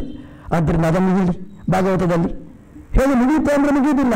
ಇನ್ನೊಂದು ಕಲ್ಪದಲ್ಲಿ ಇನ್ನೊಂದು ಭಾಗವತ ಬರೆಯಿರಿ ಅಂತ ಹೇಳ್ತಾರೆ. ಹಾಗಾಗಿ ಯಥಾ ತಥ ಧರ್ಮಾರ್ಥ ಕಾಮ ಮೋಕ್ಷಗಳನ್ನು ಹೇಳಿ ಹೇಗೆ ಮುಗಿಸಬಹುದು, ವಾಸುದೇವನ ಮಹಿಮೆಯನ್ನು ಹೇಳಿ ಮುಗಿಸ್ಲಿಕ್ಕಾಗುವುದಿಲ್ಲ. ಆದ್ದರಿಂದ ವಾಸುದೇವನ ಮಹಿಮೆ, ಅದನ್ನು ಭಕ್ತರ ಮಹಿಮೆಯನ್ನು ಹೇಳಿ ವಾಸುದೇವನ ಮಹಿಮೆ ಆಗಬಹುದು, ನೇರ ವಾಸುದೇವನ ಮಹಿಮೆ ಆಗಬಹುದು. ಅದನ್ನು ಹೇಳುವ ಗ್ರಂಥವನ್ನು ಬರೆಯಿರಿ ಅಂತ ನಾರದರು ಪ್ರಾರ್ಥನೆ ಮಾಡಿದಾಗ ವ್ಯಾಸದೇವರು ಶ್ರೀಮದ್ ಭಾಗವತವನ್ನು ಬರೀತಾರೆ. ಭಾಗವತ ಎಲ್ಲಿಂದ ಪ್ರಾರಂಭ ಆಗುತ್ತೆ ಅಂತ, ವೃಕೋದರಾವಿದ್ದ ಗದಾಭಿಮರ್ಷಾತ್ ಭಗ್ನೋರು ದಂಡೆ ಧೃತರಾಷ್ಟ್ರ ಪುತ್ರೇ, ಇಲ್ಲಿಂದ ಭಾಗವತ ಪ್ರಾರಂಭ ಆಗುತ್ತೆ. ಭೀಮಸೇನ ದೇವರ ಗದಾ ಪ್ರಹಾರದಿಂದಾಗಿ ದುರ್ಯೋಧನ ಅಂತ ಹೇಳುವುದಿಲ್ಲ, ಕೆಟ್ಟವರ ಹೆಸರು ಹೇಳಬಾರದು ಭಾಗವತದಲ್ಲಿ ಅಂತ, ಧೃತರಾಷ್ಟ್ರ ಪುತ್ರೇ ಅಂತ, ಧೃತರಾಷ್ಟ್ರ ಒಳ್ಳೆಯವ, ಅವನ ಪುತ್ರ ತೊಡೆಮುರಿದು ಬಿದ್ದ ಅಂತ ಹೇಳ್ತಾರೆ. ವೃಕೋದರ ಆವಿದ್ದ ಗದಾಭಿಮರ್ಷಾತ್, ಭೀಮಸೇನ ದೇವರ ಆ ತಿರುಗುವ ಆ ಗದಾದಿಂದ ತೊಡೆಮುರಿದು ಧೃತರಾಷ್ಟ್ರ ಪುತ್ರ ಬಿದ್ದ. ಭಾಗವತ ಎಲ್ಲಿಂದ ಪ್ರಾರಂಭ ಆಗಬೇಕು ಗೊತ್ತಾ? ದುರ್ಯೋಧನ ತೊಡೆಮುರಿದು ಬೀಳಬೇಕು, ಕಲಿಪುರುಷ ತೊಡೆಮುರಿದು ಬೀಳಬೇಕು. ಎಲ್ಲಿ ಕಲಿ ಬೀಳ್ತಾನೆ ಅಲ್ಲಿಂದ ಭಾಗವತ ಧರ್ಮ ಪ್ರಾರಂಭ ಆಗುತ್ತೆ ಅನ್ನೋದನ್ನು ವಿಧಿವ್ಯಾಸದೇವರು ಹೇಳ್ತಾರೆ. ಎಲ್ಲಿವರೆಗೆ ಕಲಿ ಇರ್ತಾನೆ ಅಲ್ಲಿವರೆಗೆ ಭಾಗವತ ಧರ್ಮಗಳು ಬರುವುದಿಲ್ಲ ಅಂತ. ಕಲಿ ತೊಡೆಮುರಿದು ಬಿದ್ದರೆ ಅಲ್ಲಿಂದ ನಮ್ಮ ಭಾಗವತ ಧರ್ಮ. ಎಲ್ಲಿ ಕುರುಕ್ಷೇತ್ರ ಅಲ್ಲ, ಈ ಕುರುಕ್ಷೇತ್ರದಲ್ಲಿ ಕಲಿ ತೊಡೆಮುರಿದು ಬೀಳಬೇಕು, ಅಲ್ಲಿಂದ ಮತ್ತೆ ಭಾಗವತ ಕೇಳಲಿಕ್ಕಾಗುತ್ತೆ. ಆದ್ದರಿಂದ ನಾವು ಭೀಮಸೇನ ದೇವರನ್ನು ಕರೀಬೇಕು, ಅಲ್ಲಿವರೆಗೆ ಭಾಗವತ ಆಗುವುದಿಲ್ಲ. ಭೀಮಸೇನ ದೇವರನ್ನು ಕರೀಬೇಕು, ಭೀಮಸೇನ ದೇವರೇ ಬನ್ನಿ ಅಂತ ಹೇಳಬೇಕು. ಏನು ಮಾಡಬೇಕು ಅಂತ ಕೇಳ್ತಾರೆ.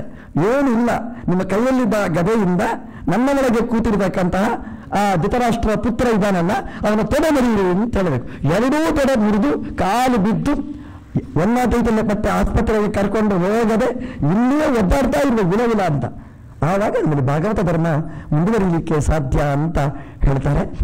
ಅಲ್ಲಿಂದ ಭಾಗವತವನ್ನು ಹೇಳ್ತಾ ಉತ್ತರೆಯ ಗರ್ಭದಲ್ಲಿ ಅಶ್ವತ್ಥಾಮರ ಬ್ರಹ್ಮಾಸ್ತ್ರದ ವಾಚಿಕ ಪ್ರಯೋಗ ನಡೆಯಿತು. ಭಗವಂತ ಅಲ್ಲಿ ರಕ್ಷಣೆ ಮಾಡ್ತಾನೆ. ರಕ್ಷಣೆ ಮಾಡಿದಾಗ ಕುಂತಿದೇವಿ ಪ್ರಾರ್ಥನೆ ಮಾಡ್ತಾನೆ. ಒಳ್ಳೆಯ ಪ್ರಾರ್ಥನೆಗಳು ಶ್ರೀಮದ್ ಭಾಗವತದಲ್ಲಿದೆ. ಅಲ್ಲಿ ಕುಂತಿ ಮಾಡುವ ಪ್ರಾರ್ಥನೆ ನನ ಪಂಕಜ ನಾಭಾಯ, ನನ ಪಂಕಜ ಮಾಲಿನಿ, ನನ ಪಂಕಜ ನೇತ್ರಾಯ, ನಮಸ್ತೆ ಪಂಕಜಾಂಗ್ರಯೇ. ಸುಲಭ, ಬಹಳ ಸುಲಭ ನೋಡಿ. ಎಲ್ಲ ಪಂಕಜ ಪಂಕಜ ಪಂಕಜ ಪಂಕಜ ಶಬ್ದಗಳು ನೆನಪಿಟ್ಟುಕೊಳ್ಳಿಕ್ಕೆ ಸುಲಭ.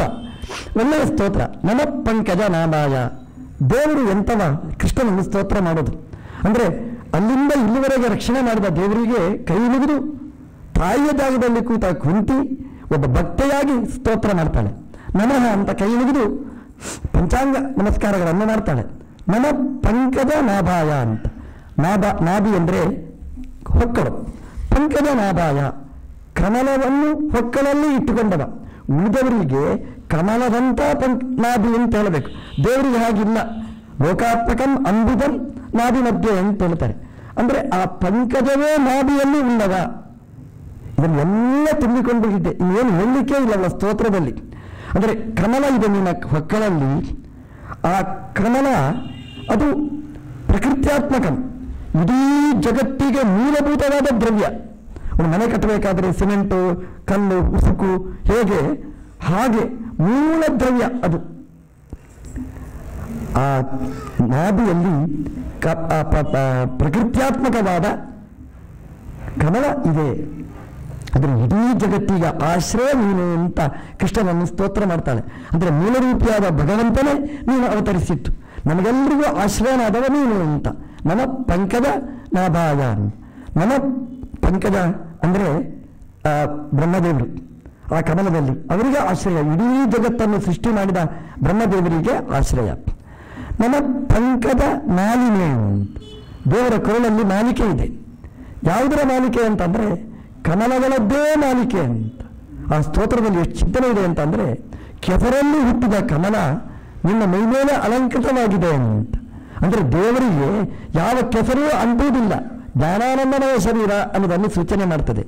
ನನ್ನ ಪಂಕಜ ನೇತ್ರಾಯ ಅಂತ. ನಿನ್ನ ಕಣ್ಣು ಕಮಲದಂತಹ ಕಣ್ಣು.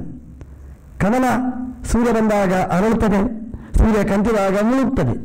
ಒಳ್ಳೆಯವರು ಬಂದರೆ ಅರಳುತ್ತದೆ, ಕೆಟ್ಟವರು ಬಂದರೆ ಮುಚ್ತಾನೆ. ನವ ಪಂಕಜ ನೇತ್ರಾಯ.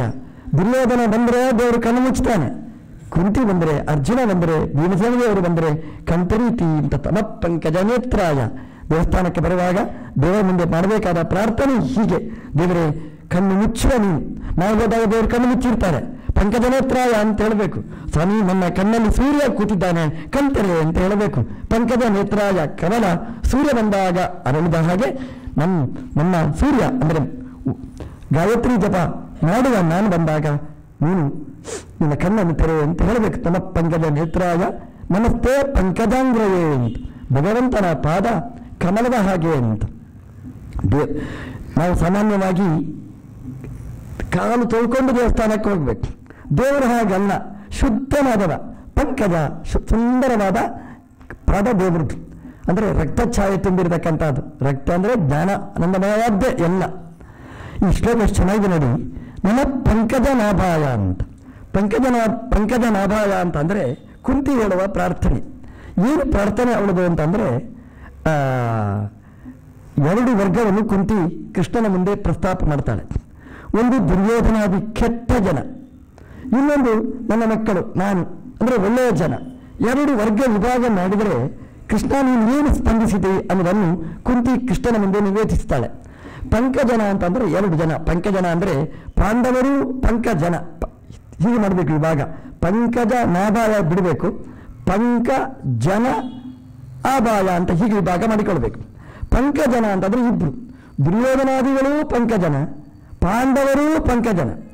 ದುರ್ಯೋಧನಾದಿಗಳು ಪಂಕಜನ, ಯಾಕಂದ್ರೆ ಕೆಸರೆ ಮುಟ್ಟಿದ್ರೆ ಗಲೀಜು, ಅವ್ರ ಹತ್ತಿರ ಸೇರಿಕೊಳ್ಬಾರ್ದು, ಹೊಲಸು ಅಂತ ಅರ್ಥ. ಎಷ್ಟೇ ಒಳ್ಳೆಯವರು ಇಲ್ಲಿ ಅವನೊಟ್ಟಿಗೆ ಸೇರಿದ್ರೆ ಕೆಟ್ಟವರಾಗಿ ಬಿಡ್ತಾರೆ. ಹಲವ ಕರ್ಣ ಹೆಂಗಿದ್ದು ಅಂತ ಹೇಳಿ ಕೈ ಹಾಕಿದ, ಅವತ್ತೇ ಕರ್ಣ ಹಾಳು.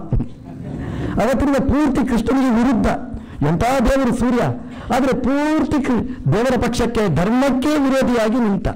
ಅಂದರೆ ಪಂಕಜನ ಅಂದರೆ ಕೆಸರು, ಮುಟ್ಟಬಾರದು, ಹೊಲಸು, ಮನಸ್ಸಲ್ಲಿ ಎಣಿಸಬಾರದು. ಪಂಕಜನ ಅಂದರೆ ದುರ್ಯೋಧನ ಅಂತ ಇಟ್ಟುಕೊಳ್ಳಿ. ದೇವರು ಏನಾಗಿದ್ದಿ ಕೃಷ್ಣ? ಅಭಾಯ ಅಂತ ವಿಭಾಗ. ಪಂಕಜನ ಅಭಾಯ ಅಂದರೆ ಅವನಿಗೆ ಬಾ ಅಂದರೆ ಜ್ಞಾನ ಪ್ರಕಾಶ ಕೊಡದೇ ಇದ್ದವ ಅಂತ. ಇಡೀ ವಿಶ್ವರೂಪ ತೋರಿಸಿದ, ನೋಡ್ಲಿಕ್ಕಾಯ್ತು ಹಣ ಬರಹವನ್ನು. ಕೆಟ್ಟವ ಅಂತ ಅರ್ಥ, ಜ್ಞಾನ ಕೊಡ್ಲಿಲ್ಲ ಅಂತ ಅವನಿಗೆ. ಪಂಕಜನರಿಗೆ ಅಭಾಯ ನವಿದ್ಯತೆ ಬಾ ಯಸ್ಮಾತ್, ಜ್ಞಾನದ ಪ್ರಕಾಶವನ್ನು ಕೊಡ್ಲೇ ಇಲ್ಲ ಅಂತೆ. ಅಂದರೆ ದುರ್ಯೋಧನಾದಿಗಳಿಗೆ ಜ್ಞಾನವನ್ನು ವಿರೋಧ ಮಾಡಿದವ, ಜ್ಞಾನ ಸಿಗದಿದ್ದಾಗೆ ಮಾಡಿದವ ನೀನು ಅಂತ ಸ್ತೋತ್ರ ಮಾಡ್ತಾಳೆ ಕುಂತಿ. ಅಂದರೆ ಅವರಿಗೆ ಮಾರ್ಗದರ್ಶನ ನೀನು ಮಾಡಲಿಲ್ಲ ಅಂತ. ಎಂಥ ಔತಣ ವ್ಯವಸ್ಥೆ ಮಾಡಿದ್ದ ದುರ್ಯೋಧನ, ಊಟಕ್ಕೆ ಹೋಗಲಿಲ್ಲ ಅಂತೆ. ನಾವಾದರೆ ನನಗೋಸ್ಕರ ಎಷ್ಟು ಐಟಮ್ ಮಾಡಿಸಿದ್ರೆ, ಎಷ್ಟು ಮೆನು ಹಾಗೆ ಹೋಗಲೇಬೇಕು ಅಂತ ಹೋಗ್ತಿದ್ದೇವೆ. ಹೋಗಲಿಲ್ಲ ನೀವು, ಅವನಿಗೆ ಮಾರ್ಗದರ್ಶನವೇ ಮಾಡಲಿಲ್ಲ, ಏನು ಮಾಡಬೇಕು ಅಂತ ತೋರಲೇ ಇಲ್ಲ, ಹಾಗೆ ಮಾಡಿದ್ದೀನಿ ಅಂತ. ಪಂಕಜನ ಅಂದರೆ ನಾನು, ನನ್ನ ಮಕ್ಕಳು, ನನ್ನ ಪರಂಪರೆ ಪಂಕಜನ ಅಂತ. ಪಂಕಜನ ಅಂತಂದರೆ ಕೆಸರಲ್ಲಿ ಬಿದ್ದು ಒದ್ದಾಡುವವರು. ದುಃಖ ಪಂಕ ನಿಮಗ್ನನ್ನ ಅಂತ ಜ್ಞಾನಿಗಳು ಹೇಳ್ತಾರೆ.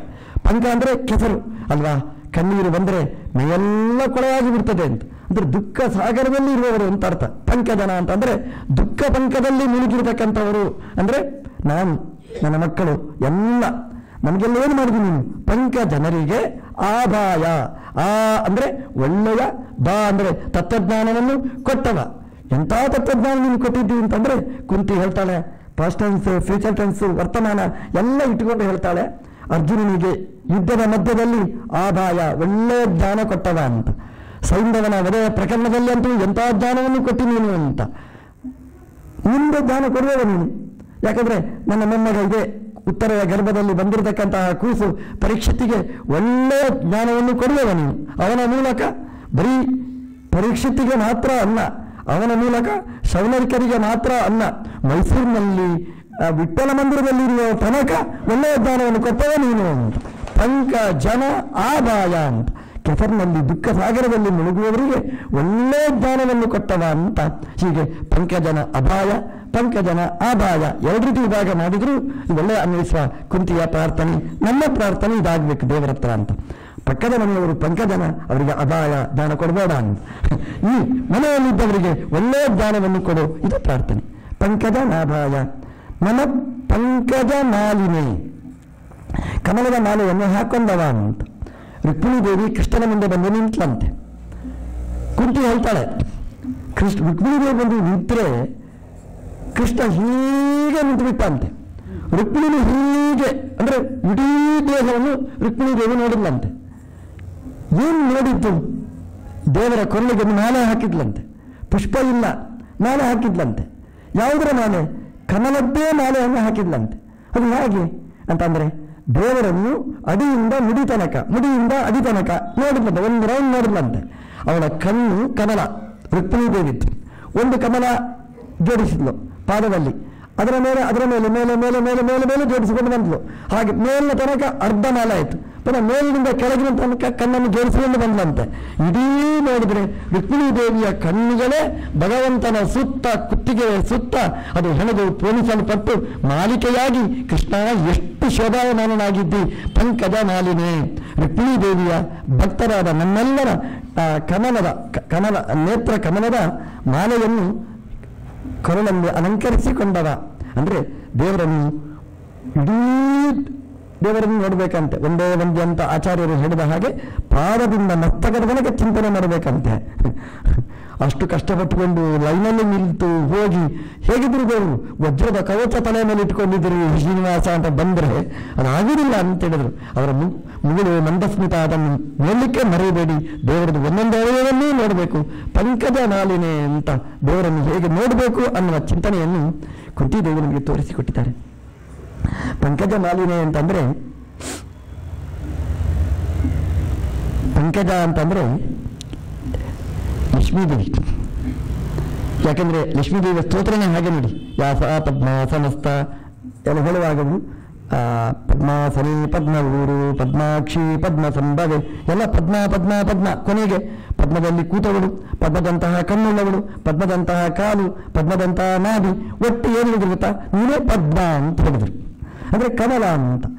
ಪಂಕಜ ಅಂದರೆ ಕಮಲ, ಕಮಲ ಅಂದರೆ ಲಕ್ಷ್ಮೀದೇವಿ ಅಂತ ಅರ್ಥ. ಪಂಕಜ ಮಾ ಅಂದರೆ ಲಕ್ಷ್ಮೀದೇವಿ, ಇಂದಿರಾ ಲೋಕಮಾತಾ ಮಾ ಅಂತ ಕೋಶಕಾರರು ಮಾ ಅಂದರೆ ಲಕ್ಷ್ಮೀದೇವಿಯನ್ನು ಹೇಳ್ತಾರೆ. ಪಂಕಜ ಮಾ ಅಂದರೆ ಕೆಸರಲ್ಲಿ ಹುಟ್ಟಿದ, ಕಮಲದಲ್ಲಿ ಅಲಂಕೃತಳಾದ. ಮಾ ಅಂದರೆ ಲಕ್ಷ್ಮೀದೇವಿ. ಆಲಿ ಅಂದರೆ ಸಂಸ್ಕೃತದಲ್ಲಿ ಫ್ರೆಂಡ್ ಅಂತ ಅರ್ಥ. ಲಕ್ಷ್ಮೀದೇವಿಯೇ ಆಲಿಯಾಗಿ ಉಳ್ಳವ ನೀನು. ಭಗವಂತನ ಮಿತ್ರ ಯಾರು ಅಂತಂದರೆ ಪ್ರಳಯಕಾಲ ಇರ್ಬೋದು, ಸೃಷ್ಟಿಕಾಲ ಇರ್ಬೋದು, ಅವತಾರ ಇರ್ಬೋದು, ನನ್ನ ಒಳಗೆ ಪಿಂಡಾಂಡದೊಳಗೆ ಇರ್ಬೋದು, ಎಲ್ಲಿ ಇರಲಿ ಜೊತೆಗೆ ಲಕ್ಷ್ಮೀದೇವಿ ಇರಲೇಬೇಕು. ವಾಸುದೇವ ಬಂದರೆ ಮಾವ ಇರಬೇಕು, ಸಂಕರ್ಷಣ ಇದ್ದರೆ ಜಯ ಇರಲೇಬೇಕು. ಅಂದರೆ ಹೆಂಡತಿಯನ್ನು ಬಿಟ್ಟು ಭಗವಂತ ಇರುವೆ ಲಕ್ಷ್ಮೀದೇವಿಯನ್ನು ಬಿಟ್ಟು ಭಗವಂತ ಬರುವ ಕ್ರಮವೇ ಇಲ್ಲ. ಹಾಗಾಗಿ ಪಂಕಜನ ಆಲಿನೇ. ಪಂಕಜ ಅಂದರೆ ಲಕ್ಷ್ಮೀದೇವಿ, ಪಂಕಜನ ಅಂದರೆ ಕಮಲದಲ್ಲಿ ಕೂತ ಲಕ್ಷ್ಮೀದೇವಿ ಆಲಿಯಾಗಿ ಉಳ್ಳವ, ಪಂಕಜ ಮಾಲಿನೇ. ವ್ಯಾಕರಣ ಪ್ರಕಾರ ಅಕಾರ ಅಂತ ಆದರೆ ಅತ ಇನಿತನ ಅಂತ ಮಾಲಿ ಅಂತ ಆಗ್ಬೋದು. ಅದು ಪುರುಷಾದಿಭ್ಯಶ್ಚ ಅಂತ ಸೂತ್ರ ಇದೆ. ಹಾಗಾಗಿ ಇಲ್ಲಿ ಪ್ರತ್ಯಯ ಮಾಡಿ ಪಂಕಜ ಮಾಲಿನೇ. ನನ್ನ ಪಂಕಜ ನೇತ್ರಾಯ ಅಂತ. ಪಂಕಜ ನೇತ್ರ ಅಂದರೆ ಕಮಲದಂತಹ ಕಣ್ಣುಳ್ಳವ. ಅಥವಾ ಪಂಕಜ ಕಮಲಗಳಿಗೆ ಹೇಗೆ ಸೂರ್ಯ, ಹಾಗೆ ನಮ್ಮೆಲ್ಲರ ನೇತ್ರಕ್ಕೆ ಅರಳಲಿಕ್ಕೆ ಕಾರಣನಾದವ ನೀನು ಅಂತ ಪಂಕಜ ನೇತ್ರಾಯ ಅಂತ. ಪಂಕಜ ನೇತ್ರ ಅಂತಂದರೆ, ಪಂಕಜ ಅಂದರೆ ಕೆಸರಲ್ಲಿರ್ತಕ್ಕಂತಹ ಜನ. ನೇತ್ರಾಯ ಅಂದರೆ ನಯತೀತಿ ನೇತ್ರ. ಕಣ್ಣಿಗೆ ನೇತ್ರ ಅಂತ ಯಾಕೆ ಹೆಸರು ಹೇಳಿ? ನೀವು ಕಣ್ಣು ಮುಚ್ಚಿ ಬಿದ್ದರೆ ಕೆಳಗೆ ಹೋಗೋದು ನನ್ನ ಜವಾಬ್ದಾರಿ ಅಲ್ಲ. ಇಲ್ಲಿ ನೋಡ ಸಾಧ್ಯನಾ? ನಮ್ಗೆ ಕರ್ಕೊಂಡು ಹೋಗೋದು ಕಾಲಲ್ಲ, ಕಣ್ಣು. ಕಣ್ಣು ಇಲ್ಲದಿದ್ದವರಿಗೆ ಕಣ್ಣಿನ ಇದ್ದವರೊಬ್ಬರು ಬೇಕು, ನಡಿಲಿಕ್ಕಾಗುವುದಿಲ್ಲ. ಆದ್ರೂ ನಯತಿ ಯಾವ್ದು ನಮ್ಮನ್ನು ಕರ್ಕೊಂಡು ಹೋಗೋದು ಅಂತಂದರೆ ಈ ಕಣ್ಣು. ಅದರಿಂದ ಕಣ್ಣು ಇಲ್ಲದೆ ಹೋದರೆ ನಾನು ನಡಿಲಿಕ್ಕೆ ಆಗೋದಿಲ್ಲ. ಆದರೆ ನಮ್ಗೆ ಯಾರು ನೇತೃ ಯಾರು ಕರ್ಕೊಂಡು ಹೋಗೋರು ಯಾರು ಅಂದರೆ ಕಣ್ಣು, ನೇತ್ರ ಅಂತ ಹೆಸರು. ಅದರಿಂದ ಕಣ್ಣಿಗೆ ನೇತ್ರ ಅಂತ ಯಾಕೆ ಹೆಸರು ಅಂದರೆ ನಮ್ಮನ್ನು ಕರೆದೊಯ್ಯುವ ಸಾಧನ ಅದು, ಕಣ್ಣಲ್ಲಂತೆ. ಯಾವುದು ಕರೆದೊಯ್ಯುವುದಂದ್ರೆ ದೇವರಂತೆ. ಪಂಕಜ ನೇತ್ರಾಯ ಅಂದರೆ ಕೆಸರಲ್ಲಿ ಆಡುವ ಜನ ಇದ್ದಾರೆ ನೋಡಿ, ಅವರಿಗೆ ನೇತ್ರ ನೀನು, ನೇತೃ ನೀನು, ನಾಯಕ ನೀನು ಅಂತ. ಕೆಸರಲ್ಲಿ ಆಡುವವರು ಯಾರು ಹೇಳಿ? ದನ ಕರು ಅಲ್ವಾ? ಅಂದರೆ ಗೋಪಾಲಕೃಷ್ಣ ನೀನು ಅಂತ ಸ್ತೋತ್ರ ಮಾಡ್ತಾರೆ. ಕೆಸರಲ್ಲಿ ಖುಷಿ ಪಡ್ತಕ್ಕಂತಹ ಜನ ಪ್ರಾಣಿಗಳು ಅಂದರೆ ಗೋವುಗಳು ಅಥವಾ ಗೋಪಾಲಕರು. ದೇವತೆಗಳೇ ಗೋವುಗಳಾಗಿ ಬಂದದ್ದು, ದೇವತೆಗಳೇ ಗೋಪಾಲಕರಾಗಿ ಬಂದದ್ದು. ಅವರಿಗೆ ನೇತ್ರ ಅಂತಂದರೆ ಕೆಸರಲ್ಲಿ ಆಡುವ ದನಕರುಗಳಿಗೆ, ಗೋಪಾಲಕರಿಗೆ ನೇತ್ರ ನಾಯಕನಾದ ಸ್ವಾಮಿ ನಿಮಗೆ ನಮಸ್ಕಾರ ಅಂದರೆ ಸಾಮಾನ್ಯ ವರ್ಗದವರಿಗೂ ನೀನು ಕರೆದೊಯ್ಯುವ ನಾಯಕ ನೀನು ಅಂತ. ಪಂಕಜ ನೇತ್ರಾಯ ಅಂತಂದರೆ ಕೆಸರಲ್ಲಿ ಮುಳುಗಿರ್ತಕ್ಕ ಈ ಕುಂತಿಗೆ ನೇತ್ರ ನಾಯಕ, ಕಣ್ಣು ಕೊಟ್ಟು ಕರೆದೊಯ್ದವ ನೀನು ಅಂತ ಕೃಷ್ಣನನ್ನು ಸ್ತೋತ್ರ ಮಾಡ್ತಾಳೆ. ಪಂಕಜ ನೇತ್ರಾಯ, ದೇವರನ್ನು ನೋಡುವಾಗ ಈ ಚಿಂತನೆ ಮಾಡಬೇಕು ನಾವು. ಪಂಕಜ ಅಂದರೆ ನಾವೇ, ದುಃಖ ಪಂಕದಲ್ಲಿ ಮುಳುಗಿದವರು ನಾವು. ಈ ಪಂಕಜ ಜನರಿಗೆ ನೇತ್ರಾಯ, ನಾಯಕನಾದ ನಿನಗೆ ನಮಸ್ಕಾರ ಅಂತ. ನಮಸ್ತೆ ಪಂಕಜಾಂಗ್ರವೇ ಅಂತ. ಪಂಕಜ ಅಂದರೆ ಕೆಸರು, ಕೆಸರಲ್ಲಿ ಇರುವವರು. ಪಂಕೆ ಜಾಯಂತೆ, ಪಂಕೆ ಜಾಯತೆ ಯಾವುದೂ ಆಗ್ಬೋದು, ಕೆಸರಲ್ಲಿ ಇರುವವರು ಅಂತ. ಅವರಿಗೆ ಅಂಗ್ರವೇ ಅಂತ. ಅಂಗಿರಿ ಅಂದರೆ ಕಾಲನ್ನು ಕೊಟ್ಟವ ಅಂತ. ಪಂಕಜ ಅಂತಂದರೆ ಈ ಕಾಳಿಯ ಯಮುನೆಯ ನಡುವಿನಲ್ಲಿ ಕೂತು ಆ ನೀರಿನಲ್ಲಿ ವಿಷವನ್ನು ತುಂಬಿಸಿದವ. ಅಂತಹ ಕಾಳಿಯನ ಹೆಡೆಯ ಮೇಲೆ ಕುಣಿದವ ಕೃಷ್ಣ. ಪಂಕಜ ಅಂಗ್ರಯೇ, ಆ ಕೆಸರಿನಂತಹ ಅಂದರೆ ವಿಷ ಕೆಸರಿನಿಂದ ತುಂಬಿರತಕ್ಕಂತಹ ಆ ಕಾಳಿಯನ ಮೇಲೆ ಅಂಗ್ರಯೇ, ಕಾಲಿಟ್ಟು ತುಳಿದಿರತಕ್ಕಂಥವ. ನಾವು ಕೃಷ್ಣನ ಹತ್ರ ಮಾಡಬೇಕಾದ ಪ್ರಾರ್ಥನೆ ಹೀಗೆ, ಆ ಪಂಕಜ ಅಂದರೆ ಕಾಳಿಯನ ಮೇಲೆ ಕಾಲನ್ನು ಇಟ್ಟು ನೀನು ಹೇಗೆ ಅವನನ್ನು ಉದ್ಧಾರನೂ ಮಾಡಿದಿ, ವಿಷವನ್ನೂ ದೂರ ಮಾಡಿದಿ, ಅದೇ ರೀತಿ ನನ್ನೊಳಗಿರ್ತಕ್ಕಂತಹ ಕಾಮಕ್ರೋಧಾದಿಗಳ ಹಾವನ್ನು ಮೆಟ್ಟಿ ಅದರ ವಿಷವನ್ನು ದೂರ ಮಾಡಿ ಒಳ್ಳೆಯದನ್ನು ಕೊಡು ಅಂತ ದೇವರಲ್ಲಿ ಪ್ರಾರ್ಥನೆ ಮಾಡಬೇಕಾದ್ದು. ಕುಂತಿ ಕೃಷ್ಣನನ್ನು ಸ್ತೋತ್ರ ಮಾಡ್ತಾಳೆ, ಭೀಷ್ಮರು ಸ್ತೋತ್ರ ಮಾಡ್ತಾರೆ. ವಿಧಿತುರಗರದೋ ವಿಧೂಮ್ರ ವಿಶ್ವ ಕಚವಿಲಿತ ಶಮದಾರಿ ಅಲಂಕೃತಾಸ್ಯೆ ಮನ ನಿಶಿತಶರೀ ವಿವಿದ್ಯಮಾನ ತ್ವಚಿ ವಿಲಸತ್ ಕವಚೆ ಅಸ್ತು ಕೃಷ್ಣ ಆತ್ಮ ಅಂತ. ಕೃಷ್ಣ ಎಲ್ಲಿರ್ತಾನೆ ಅಂತಂದ್ರೆ ನೋಡಿ, ಕುಂತಿ ಉತ್ತರ ಹತ್ರ ಬಂದ. ಕೃಷ್ಣ ಎಲ್ಲಿದ್ದಾನೆ ಅಂತಂದ್ರೆ ಉತ್ತರವನ್ನು ಬಿಟ್ಟು ಕುಂತಿ ಹತ್ರ ಬರ್ತಾನೆ, ಭೀಷ್ಮರ ಹತ್ರ ಬರ್ತಾನೆ, ಧರ್ಮರಾಜನ ಹತ್ರ ಬರ್ತಾನೆ. ಯಾಕೆ ಅಂತ ಕೇಳಿ ಭಾಗವತ ಚೆನ್ನಾಗಿ ಹೇಳುತ್ತೆ ಅಂತಂದ್ರೆ, ದೇವರು ಅರ್ಜುನನ ಹತ್ರ ಇದ್ದ, ಅಳ್ತಾ ಇದ್ದ, ನನ್ನ ಮಕ್ಕಳನ್ನು ಕೊಂದ ಅಶ್ವತ್ಥಾನ ಅಂತ. ಸರಿ ಮರ ಅಂತ ಹೊರಟುಕೊಂಡು ಬಂದ. ಅವನಿಗೆ ಬ್ರಹ್ಮಾಸ್ತ್ರಗಳ ಪ್ರಯೋಗ ವಿಪ್ರಯೋಗ ಎಲ್ಲ ನಡೆಯಿತು. ಉತ್ತರ ಅಲ್ಲಿಕ್ಕೆ ಪ್ರಾರಂಭ ಮಾಡಿದ. ಹಲೋ ಕೃಷ್ಣ ಅಂತ ಮಿಸ್ ಕಾಲ್ ಬಂತು. ಅಲ್ಲಿ ಓಡಿ ಬಂದು ಅಯ್ಯೋ ನನ್ನನ್ನು ನಾನು ಸತ್ರು ಬರುವಾಗಿಲ್ಲ, ನಾನು ಗರ್ಭೋನಿಪಾತ್ಯತಾನು. ಆಯ್ತಮ್ಮ, ನಿನ್ನ ಗರ್ಭದೊಳಗೆ ಡಾಕ್ಟರ್ ಆಗಿ ಒಳಗೆ ಪ್ರವೇಶ ಮಾಡಿ ಎಲ್ಲ ಆಪರೇಷನ್ ಮಾಡಿ ಕರೆಕ್ಟ್ ಪರ್ಫೆಕ್ಟ್ ಹೆದರಬೇಡ ಅಂತ ಹೇಳಿದ. ತಾಯಿ ಬೇಕಾ ಮಗು ಬೇಕಾ ಅಂತ ಡಾಕ್ಟ್ರಿಗೆ ಹೇಳ್ತಾರೆ. ಬರೋಗ ವೈದ್ಯರಾದಂತಹ ಕೃಷ್ಣ ತಾಯಿಯನ್ನು ಕೊಟ್ಟ, ಮಗುವನ್ನು ಕೊಟ್ಟ ದೊಡ್ಡ ಡಾಕ್ಟರ್ ಅವರೇ ಕೃಷ್ಣ. ತಾಯಿಯು ಸೇಫ್, ಮಗುವು ಸುರಕ್ಷಿತ. ಅಳುವಲ್ಲಿಗೆ ಕೃಷ್ಣ ಓಡಿ ಬಂದ ಅಂತ. ಕುಂತಿ ಅಳ್ತಾ ಇದ್ಲು, ಮೊದಲು ಅಳ್ತಾ ಇದ್ಲು. ಯಾಕಂದ್ರೆ ನನ್ನ ಮೊಮ್ಮಗ ಸತ್ತು ಹೋಗ್ತಾನೆ ಅಂತ ಅಳ್ತಿದ್ಲು. ಕೃಷ್ಣ ರಕ್ಷಣೆ ಮಾಡಿದ ಅಂತ ಅಳ್ತಾ ಇದ್ದಾಳೆ. ಮೊದಲು ಬಿಸಿನೀರು, ಈಗ ತಣ್ಣೀರು. ಹಾಗೆ ಎಲ್ಲಿ ಕಣ್ಣೀರಿದೆ ಅಲ್ಲಿಗೆ ಕೃಷ್ಣ ಓಡಿ ಬಂದ ಅಂತ. ಈಚೆ ಬಂದರೆ ಧರ್ಮರಾಜ ಹೇಳ್ತಾ ಇದ್ದಾನೆ. ಏನು ಧರ್ಮರಾಜ ಅಂತ ಅಲ್ಲ, ಎಲ್ಲ ಊರಿನಲ್ಲಿ ಹೇಳ್ತಾ ಇದ್ದಾರೆ. ಯಾವ ಚಾನಲ್ ನೋಡಿದ್ರು ಅದರಲ್ಲಿ ಇರುವುದು ಧರ್ಮರಾಜ ಅನ್ಯಾಯದಿಂದ ಸಿಂಹಾಸನ ಏರಿದ್ದಾನೆ ಅಂತ. ಯಾವ ಪೇಪರ್ ಫ್ರಂಟ್ ಪೇಜ್ ಓದಿದ್ರೆ ಇರುವುದೇ ಅದರಲ್ಲಿ ಧರ್ಮರಾಜ ಮೋಸದಿಂದ ಯುದ್ಧ ಮಾಡಿದ, ಭೀಷ್ಮರನ್ನು ಮೋಸದಿಂದ ಕೊಂದ, ದ್ರೋಣರನ್ನು ಮೋಸದಿಂದ ಕೊಂದ, ಕರ್ಣನನ್ನು ಮೋಸದಿಂದ ಕೊಂದ, ದುರ್ಯೋಧನನ್ನು ಮೋಸದಿಂದ ಕೊಂದ. ಅಯ್ಯೋ ಮೋಸದ ರಾಜ ಧರ್ಮರಾಜ ಅಂತ ಹೇಳ್ತಾರೆ. ಕೃಷ್ಣ ಏನು ಮಾಡಲಿ ಅಂತ, ಕೃಷ್ಣ ಏನು ಮಾಡಲಿ ಅಂತ ಅಂತೆಲ್ಲ ಬಡ್ಕೊಂಡು ಬಾ ಅಂತ ಕರ್ಕೊಂಡೋದ. ಇಲ್ಲಿ ಅಲ್ಲಿ ಬರ್ಬೇಕು ನೋಡಿ. ಧರ್ಮರಾಜನಿಗೆ ಕೃಷ್ಣ ಹೇಳಿದ್ರೆ, ಧರ್ಮರಾಜ ನಾನು ಸರಿ ಮಾಡಿದ್ದು ಅಂತ ಹೇಳಿದ್ರೆ ಧರ್ಮರಾಜ ಒಪ್ತಾನೆ. ಕೃಷ್ಣ ನನ್ನನ್ನು ಪ್ಲೀಸ್ ಮಾಡಲಿಕ್ಕೆ ಹೇಳ್ತೀನಿ ಅಂತ ಹೇಳ್ತಾನೆ. ಎಷ್ಟು ಕಷ್ಟ ಬಿಡುತ್ತೆ ಅವರಿಗೆ. ಅವನು ಹೇಳಿದ್ರೆ ಸರಿ ಅಂತ ಹೇಳಿದ್ರೆ ಕಷ್ಟ. ಧರ್ಮರಾಜ ಕರೆಕ್ಟ್ ನೀನು ಮಾಡಿ ತಪ್ಪೆ ಅಂತ ಹೇಳಿದ್ರೆ, ಅಯ್ಯೋ ತಪ್ಪ ಕೃಷ್ಣ, ನೀನು ಮಾಡಿದ್ದೆಲ್ಲ ತಪ್ಪ, ಅದಕ್ಕೂ ಅಳ್ತಾನೆ. ಮಾರ್ಗದರ್ಶನ ಮಾಡಿದ್ರೂ ಅಳ್ತಾನೆ. ಈ ಕೆಲವರಿಗೆ ರೋಗ ಇದ್ರೂ ಅಳ್ತಾರೆ, ಇದ್ರೂ ಅಳ್ತಾರೆ. ಈ ಧರ್ಮರಾಜನಿಗೆ ಹಾಗಾಯಿತು. ಸಿಂಹಾಸನ ಸಿಗುವ ತನಕ ಒಂದು ರೀತಿ ಅಳ್ತಾ, ಸಿಂಹಾಸನ ಸಿಕ್ಕಿದ ಮೇಲೆ ಹೀಗೆ ಅಳ್ತಾನೆ. ಏನು ಮಾಡ್ಬೇಕು ಕೇಳ್ಕೊಂಡು ಬಂದ, ಬಾ ಬಾ ಅಂತ ಮಕ್ಕಳು ಎಲ್ಲರನ್ನು ಕರ್ಕೊಂಡು ಅಲ್ಲೊಬ್ಬ ಇದ್ದ ಭೀಷ್ಮ, ಒದ್ದಾಡ್ತಾ ಇದ್ದ. ಇವತ್ತು ನಾಳೆ ಲೆಕ್ಕ ಮಾಡ್ತಾ ಇದ್ದ. ಶರಮಂಚದಲ್ಲಿ ಮಲಗಿದ್ದ. ಒಂದು ಅವನಿಗೂ ವ್ಯವಸ್ಥೆ ಆಗಬೇಕಿತ್ತು. ಅಲ್ಲಿ ಕರ್ಕೊಂಡು ಬರ್ತಾನೆ. ಬಂದು ಧರ್ಮರಾಜನನ್ನು ಕೂಡಿಸಿ ಭೀಷ್ಮನ ಮೂಲಕ ಅವನಿಗೆ ಉಪದೇಶ ಮಾಡಿದ. ಧರ್ಮರಾಜ ಹೇಳಿದ, ನನ್ನ ತಪ್ಪಾಯಿತು, ನನಗೆ ಬೇಡ ಸಿಂಹಾಸನ ಅಂತ.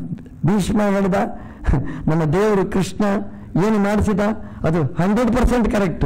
ನೀನೇನು ನನ್ನನ್ನು ಬಿಡಿಸಿತು ಮೋಸದಿಂದ ಅಲ್ಲ, ನಾನೇ ಬೀಳಬೇಕು ಅಂತಿದ್ದೆ. ಆ ದುರ್ಯೋಧನ ಮುಂದೆ ನನಗೆ ನಿಲ್ಲಕ್ಕೆ ಆಗಲಿಲ್ಲ. ಎಲ್ಲ ಕೃಷ್ಣ ಏನು ಮಾಡಿದ ಅದೆಲ್ಲ ಧರ್ಮ ಧರ್ಮ ಧರ್ಮ. ಅಳಬೇಡ, ಧರ್ಮದಲ್ಲೇ ನಿನ್ನ ಸಿಂಹಾಸನ, ಧರ್ಮಪೀಠ ನಿಂದು, ಅದೆಲ್ಲ ಪೀಠ ಅಲ್ಲ, ಏನು ಚಿಂತೆ ಮಾಡಬೇಡ ಅಂತ ಭೀಷ್ಮ ಮೂಲಕ ಕೃಷ್ಣ ಹೇಳಿಸಿದ. ಆಗ ಭೀಷ್ಮ ಕೃಷ್ಣನನ್ನು ಸ್ತೋತ್ರ ಮಾಡ್ತಾನೆ, ಬಹಳ ಸುಂದರವಾದ ಸ್ತೋತ್ರ. ಅವನು ಹೇಳ್ತಾನೆ, ಯುಧಿ ಅವನ ಕಣ್ಣ ಮುಂದೆ ಬರುವುದು ಯುದ್ಧದ ದೃಶ್ಯ ಭೀಷ್ಮನ ಮುಂದೆ. ತುರಗರದೋ ವಿಧೂಮ್ರ ವಿಶ್ವಕ್. ಕೃಷ್ಣ ನಿನ್ನ ಗಾಡಿ ಓಡ್ತಾ ಇದೆ, ಆ ಕುದುರೆ ಪ್ರೋಷ್ಠೀಶ ವಿಗ್ರಹ ಅಂತ ವಾದರಾಜರು ಹೇಳ್ತಾರಲ್ಲ, ಹಾಗೆ ಅದು ಹೆಜ್ಜೆ ಇಡ್ತಾ ಹೋಗ್ತಿತ್ತು. ಅದೇನು ಕಾಂಕ್ರೀಟ್ ರಸ್ತೆ ಅನ್ನೋದು, ಯುದ್ಧ ಆಗುತ್ತೆ ಅಂತ ಅದೇನು ಅದಕ್ಕೆ ಕಾಂಕ್ರೀಟ್ ಹಾಕಿ ಅದೇನು ಸಿಮೆಂಟ್ ಹಾಕಿ ನಾವು ಆಟದ ಮೈದಾನ ಮಾಡಿದ ಹಾಗೆಲ್ಲ ಮಾಡಲಿಲ್ಲ ಅದು. ಹಾಗಾಗಿ ಧೂಳು ಮಯವಾದ್ದು ಆ ಇಡೀ ಕುರುಕ್ಷೇತ್ರ. ಅಲ್ಲಿ ಕುದುರೆ ಓಡ್ತಾ ಇದ್ರೆ ತುರಗ ರಜೋ ವಿಧೂಮ್ರ, ಆ ಕುದುರೆ ಓಡುವಾಗ ಅದರ ಗೊರಸಿನಿಂದ ಧೂಳು ಹೇಳ್ತಿತ್ತಂತೆ. ಅಲ್ಲಿ ಎಲ್ಲಿ ಬರಬೇಕು? ಕುದುರೆ ಮುಂದೆ ಹೋಗ್ತದೆ, ಕೃಷ್ಣ ಹಿಂಬದಿಯಿಂದ ಬರಬೇಕಲ್ವಾ, ಸಾರಥಿಯನ್ನು ಮುಂದೆ ಇರುವುದಿಲ್ಲ, ಹಿಂಬದಿಯಲ್ಲೇ ಸಾರಥಿ ಇರುವುದು. ಹಾಗಾಗಿ ಕುದುರೆಯ ಗೊರಸಿನಿಂದ ಎದ್ದ ಧೂಳಿಯನ್ನ ಕೃಷ್ಣನ ಮುಖಕ್ಕೆ ಬಿಡಬೇಕು.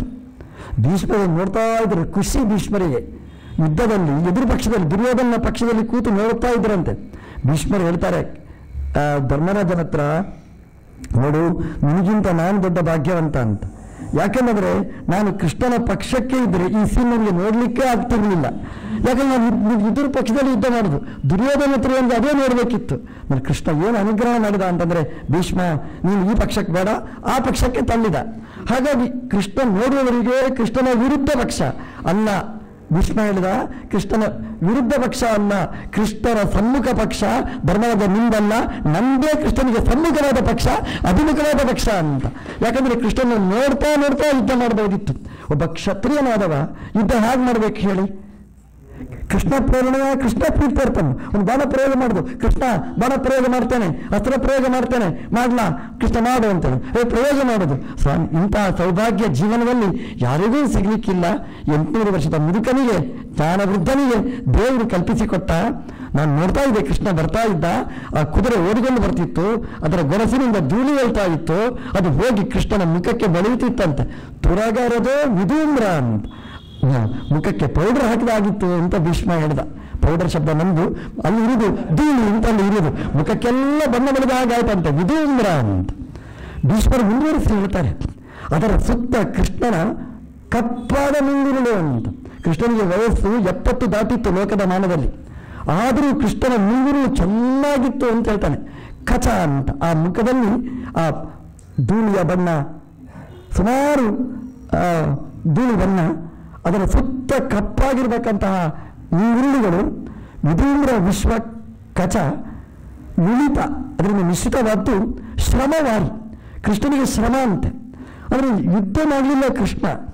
ಏನು ಶ್ರಮ ಕೃಷ್ಣನಿಗೆ ಅಂತಂದ್ರೆ, ಹಿಂಬದಿಯಲ್ಲಿ ಕೂತ ಅರ್ಜುನ ಯುದ್ಧ ಮಾಡೋದಿಲ್ಲ ಅಂತ, ಇದರಲ್ಲಿ ಕೂತ ಭೀಷ್ಮ ಯುದ್ಧ ಮಾಡ್ತಾ ಇದ್ದಾನೆ ಅಂತ. ಏನು ಮಾಡಬೇಕು ಅಷ್ಟು ಟೆನ್ಷನ್ ಕೃಷ್ಣನಿಗೆ. ಆ ಶ್ರಮದಲ್ಲಿ ವಾರಿ ಮುಖದಲ್ಲಿ ನೀರು ಕಾಣಿಸ್ತಂತೆ. ನಮಗೆ ಟೆನ್ಷನ್ ಆದರೆ ನೀರು ಬರುವುದು ಮುಖದಲ್ಲಿ. ನಾವು ಕೇಳ್ತೇವೆ, ಒಂದು 10 ನಿಮಿಷ ಉಪನ್ಯಾಸ ಮಾಡಿದ್ರೆ ಹೀಗೆಲ್ಲ ಮಾಡ್ತಾ ಇರ್ತೇವೆ ನಾವು. ಯಾಕಂದ್ರೆ ನಮಗೆ ಟೆನ್ಷನ್, ಅಯ್ಯೋ ಇನ್ನೂ ಇಂಥ ಟೈಮ್ ಇನ್ನೂ ಮುಗಿದಿಲ್ಲ ಅಂತ ನಮಗೆ ಟೆನ್ಷನ್. ಇನ್ನು ಹಾಗೆ ನಮಗೆ ಇರ್ತದೆ, ಶ್ರಮ ಆಗಿರ್ತದೆ. ಆ ಶ್ರಮ ಆಗಿ ಮುಖ ತುಂಬ ಬೆವರು ಕಾಣಿಸ್ತದೆ. ನೋಡ್ತೇವೆ, ಪಾಪ ಏನ್ರೀ ಒದ್ದಾಡ್ತಾರೆ ಪಾಪ ಸ್ವಾಮಿಗಳು, ನಿಮಗೆ ಅನಿಸ್ತದೆ ಪಾಪ ಅಂತ ಅನಿಸ್ತದೆ.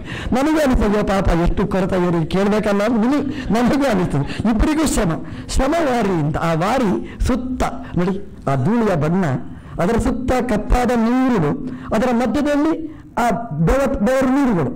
ಭೀಷ್ಮರು ಹೇಳ್ತಾರೆ, ಅಬಾಬಾ ಎಷ್ಟು ಚಂದ ಅಂತಂದ್ರೆ, ಎಂಥ ಕಾಂಬಿನೇಷನ್. ಒಂದು ಬದಿಯಲ್ಲಿ ಹಳದಿ, ಇನ್ನೊಂದು ಬದಿಯಲ್ಲಿ ಕಪ್ಪು, ಇನ್ನೊಂದು ಬದಿಯಲ್ಲಿ ಬಿಳಿ. ಈ ಹಳದಿ, ಕಪ್ಪು, ಬಿಳಿ 3 ಒಟ್ಟು ಸೇರಿದ ಅದ್ಭುತ ಒಂದು ಪೈಂಟಿಂಗ್. ಅಂದ್ರೆ ಚಿತ್ರದಕ್ಕೆ ಪೈಂಟಿಂಗ್. ಕೃಷ್ಣ ನಿನ್ನ ಮುಖ ನೋಡಿದ್ರೆ ಅಂತ ಒಳ್ಳೆಯ ಪೈಂಟಿಂಗ್ ಅಂತ ಭೀಷ್ಮರು ಹೇಳ್ತಾರೆ. ಸಮವಾರಿ ಅಲಂಕೃತ ಹಾಸ್ಯೆ ಮನ ನಿಶಿತ ಶರೀರ ವಿದ್ಯಮಾನ ತ್ವಚಿ ವಿಲಸತ್ ಕವಚೆ ಕೃಷ್ಣೇ ಆತ್ಮ ಅಸ್ತು. ಅಂತಹ ಕೃಷ್ಣನಲ್ಲಿ ವಿಲಸತ್ ಕವಚೆ, ಶೋಭಿಸುವ ಕವಚವುಳ್ಳ ಕೃಷ್ಣ, ನಿಮ್ಮಲ್ಲಿ ನನ್ನ ಆತ್ಮ ಅಂದರೆ ಮನಸ್ಸು ನೆಲೆಗೊಳ್ಳಿ ಅಂತ. ನಮ್ಮ ತೊಲಗಿಸಿ ಇಷ್ಟು ಇದು ಏನ್ರಿ ಭೀಷ್ಮರು ಸ್ತೋತ್ರ ಮಾಡಿದ್ದ, ಕೃಷ್ಣನ ಬೈದದ್ದ ಅಂತ.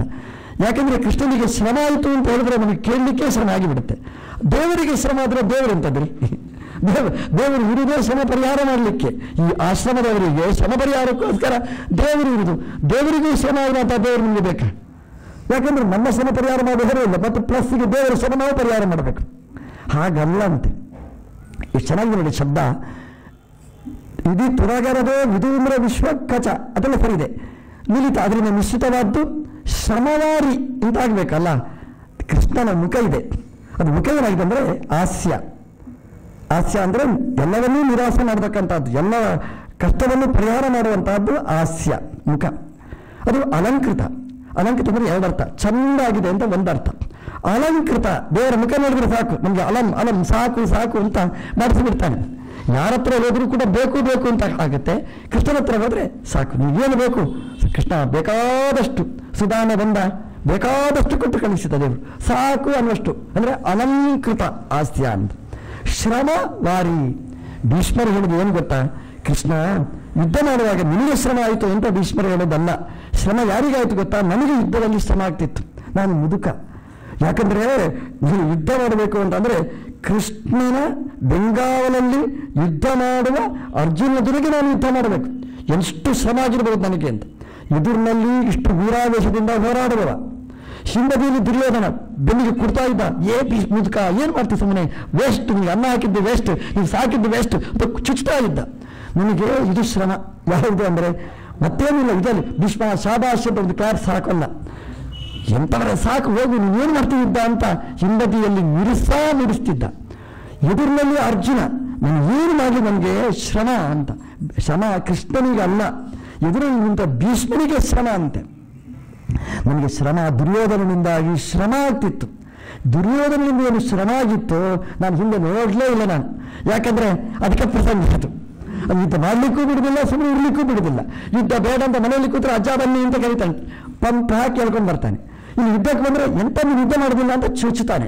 ಒಟ್ಟಿಗೆ ಶ್ರಮ ಆಗಿತ್ತು. ಈ ಎಲ್ಲ ಶ್ರಮ ನನಗೆ ಪರಿಹಾರ ಆಗೋದು ಎಲ್ಲಿ ಗೊತ್ತಾ, ಈ ಶ್ರಮಕ್ಕೆ ಪರಿಹಾರ ಅಂತಂದ್ರೆ ಒಂದೇ ಒಂದು ಕೃಷ್ಣ, ಅದು ನೀನು ನಿನ್ನ ಮುಖ ಅಂತ. ಇಷ್ಟು ದುರ್ಯೋಧನನ ಕುತಂತ್ರ, ಇದರಿಂದ ಆಗಿರ್ತಕ್ಕಂತಹ ಟೆನ್ಷನ್ ನನಗೆ ಪರಿಹಾರ ಆಗುವುದು ಎಲ್ಲಿ ಅಂದ್ರೆ ಇಲ್ಲಿ ಮಾತ್ರ. ಮನೆಯಲ್ಲಿ ಟೆನ್ಷನ್ ಆಗಿರ್ತದೆ ನೋಡಿ, ಆ ಪರಿಹಾರ ಆಗುವುದು ಎಲ್ಲಿ ಅಂದ್ರೆ ವಿಠಲ ಮಂದಿರಕ್ಕೆ ವಿಠಲ ನೋಡೋದಿಲ್ಲ, ನಮ್ಮ ಟೆನ್ಷನ್ ಎಲ್ಲ ಪರಿಹಾರ ಆಗಿಬಿಡುತ್ತೆ ಅಂತ. ಹಾಗೆ ಭೀಷ್ಮನಿಗಾದ ಟೆನ್ಷನ್ ಎಲ್ಲಿ ಪರಿಹಾರ ಆಯಿತು ಅಂತಂದ್ರೆ ಕೃಷ್ಣನ ಮುಖವನ್ನು ನೋಡಿದಾಗ ಟೆನ್ಷನ್ ಪರಿಹಾರ ಆಯ್ತಂತ. ಶ್ರಮವಾರಿ ಅಂದ್ರೆ ಇದು ಭೀಷ್ಮನಿಗಾದ ಶ್ರಮ. ವಾರಿ ಅಂದ್ರೆ ಏನು ಗೊತ್ತಾ, ವಾರಿ ಅಂದ್ರೆ ನೀರು ಅಂತ ಒಂದು ಅರ್ಥ. ಯಾಕೆ ನೀರಿಗೆ ವಾರಿ ಅಂತ ಹೆಸರು ಯಾಕೆ ಹೇಳಿ, ವಾರಯತಿ ಇತಿ ವಾರಿ, ನಿವಾರಯತಿ ಇತಿ ವಾರಿ, ನಿವಾರಣೆ ಮಾಡುತ್ತೆ ಅಂತ. ಎಷ್ಟೇ ಪಂಚಭಕ್ಷ ಪರಮಾನ್ನ ಇರಲಿ, ಒಂದು ಗ್ಲಾಸ್ ನೀರು ಕೊಡೋದಿಲ್ಲ ಅಂತ ಇಟ್ಕೊಳ್ಳಿ, ನೀವು ಊಟಕ್ಕೆ ಬರ್ತೀರ ನಾಳೆ, ಪ್ಲೀಸ್ ಬರೋದಿಲ್ಲ, ಬೇಡ, ಮನೆ ನೀರೇ ಸಾಕು ಅಂತ. ನೀರಿಲ್ಲದೆ ಯಾವ ಊಟನೂ ಆಗುವುದಿಲ್ಲ, ನೀರಿಲ್ಲದೆ ಜೀವನವೇ ಇಲ್ಲ. ಹೆಸರೇ ಜೀವನ ಅಂತ. ಜೀವನ ಅಂದ್ರೆ ನೀರು, ಜೀವನ ನೀರಿದ್ರೆ ಜೀವನ. ಹಾಗೆ ನೀರು ಎಂಬುದು ವಾರಿ. ವಾರಿ ಅಂದ್ರೆ ನಮ್ಮ ಶ್ರಮ, ನಮ್ಮ ಟೆನ್ಷನ್, ನಮ್ಮ ದುಃಖ, ಬಾಯಾರಿಕೆ, ಅದನ್ನೆಲ್ಲ ವಾರಿ. ವಾರಿ ಅಂದ್ರೆ ನಿವಾರಣೆ ಮಾಡುವಂತಹದ್ದು ಅಂತ ಅರ್ಥ. ಶ್ರಮವಾರಿ ಅಂದ್ರೆ ಕೃಷ್ಣನ ಅಲಂಕೃತವಾದ ಹಾಸ್ಯ, ಅದು ಶ್ರಮವಾರಿ. ಯಾರ ಶ್ರಮವಾರಿ? ಈ ಭೀಷ್ಮನ, ಬ್ರಹ್ಮಚಾರ್ಯ ಆಶ್ರಮದ ಭೀಷ್ಮನ ಶ್ರಮವನ್ನು ವಾರಿ. ಭೀಷ್ಮರು ಹೇಳಿದ್ದು ಕೃಷ್ಣ ನಿನಗೆ ಆದ ಶ್ರಮದ ನೀರು ಅಲ್ಲ, ಭೀಷ್ಮನಿಗಾದ ಶ್ರಮವನ್ನು ವಾರಿ ನಿವಾರಣೆ ಮಾಡುವ ಮುಖ ನಿಂದು ಅಂತ ಭೀಷ್ಮರು ಸ್ತೋತ್ರ ಮಾಡ್ತಾರೆ ಹೊರತು ಕೃಷ್ಣ ನಿನಗೆ ಶ್ರಮ ಆಯಿತು ಅಂತ ಅಲ್ಲ. ಅದರಿಂದ ಭೀಷ್ಮರ ಸ್ತೋತ್ರ ಒಳ್ಳೆಯ ಸ್ತೋತ್ರ. ಕೃಷ್ಣನ ಮುಖವನ್ನು ನೋಡಿದಾಗ ನಾವು ಹೀಗೆ ಚಿಂತನೆ ಮಾಡಬೇಕಾದ್ದು, ಶ್ರಮವನ್ನು ಪರಿಹಾರ ಮಾಡುವ ಕೃಷ್ಣ ನಿನಗೆ ನಮಸ್ಕಾರ. ಬಿಲಸತ್ ಕವಚೆ ಅಂತ, ನಿನ್ನ ಕವಚ ಶೋಭಿಸ್ತಾ ಇದೆ ಅಂತ. ಕವಚ ಶೋಭಿಸ್ತಾ ಇದೆ ಅಂತ ಅಂದ್ರೆ ನಾನು ಬಾಣ ಪ್ರಯೋಗ ಮಾಡಿದೆ, ಎಲ್ಲ ಬಾಣಗಳು ತಾಗಿ ತಾಗಿ ತಾಗಿ ಕವಚ ಶೋಭಿಸ್ತಾ ಇದೆ ಅಂತ. ಅಂದ್ರೆ ನಿಮಗೇನು ತಾಗಲಿಲ್ಲ, ಎಲ್ಲ ಕವಚಕ್ಕೇನೆ ಅಂತ. ಜೋತಿಗೆ ಒಳ್ಳೆಯ ಅರ್ಥ ಬರೀತಾರೆ, ಬಿಲ ಸತ್ ಕವಚೆ ಅಂತ. ಬಿಲ ಅಂದ್ರೆ ಈ ಭೂಮಿಯಲ್ಲಿರ್ತಕ್ಕಂತಹ ಹೊಂಡಗಳು, ಅಲ್ಲಿ ಸತು ಅಂದ್ರೆ ಸರ್ಪಗಳು, ಬಿಲಸತು ಅಂದ್ರೆ ಸರ್ಪಗಳು, ಕವಚ ಅಂತಂದ್ರೆ ನಿಮಗೆ ಹಾಸಿಗೆ.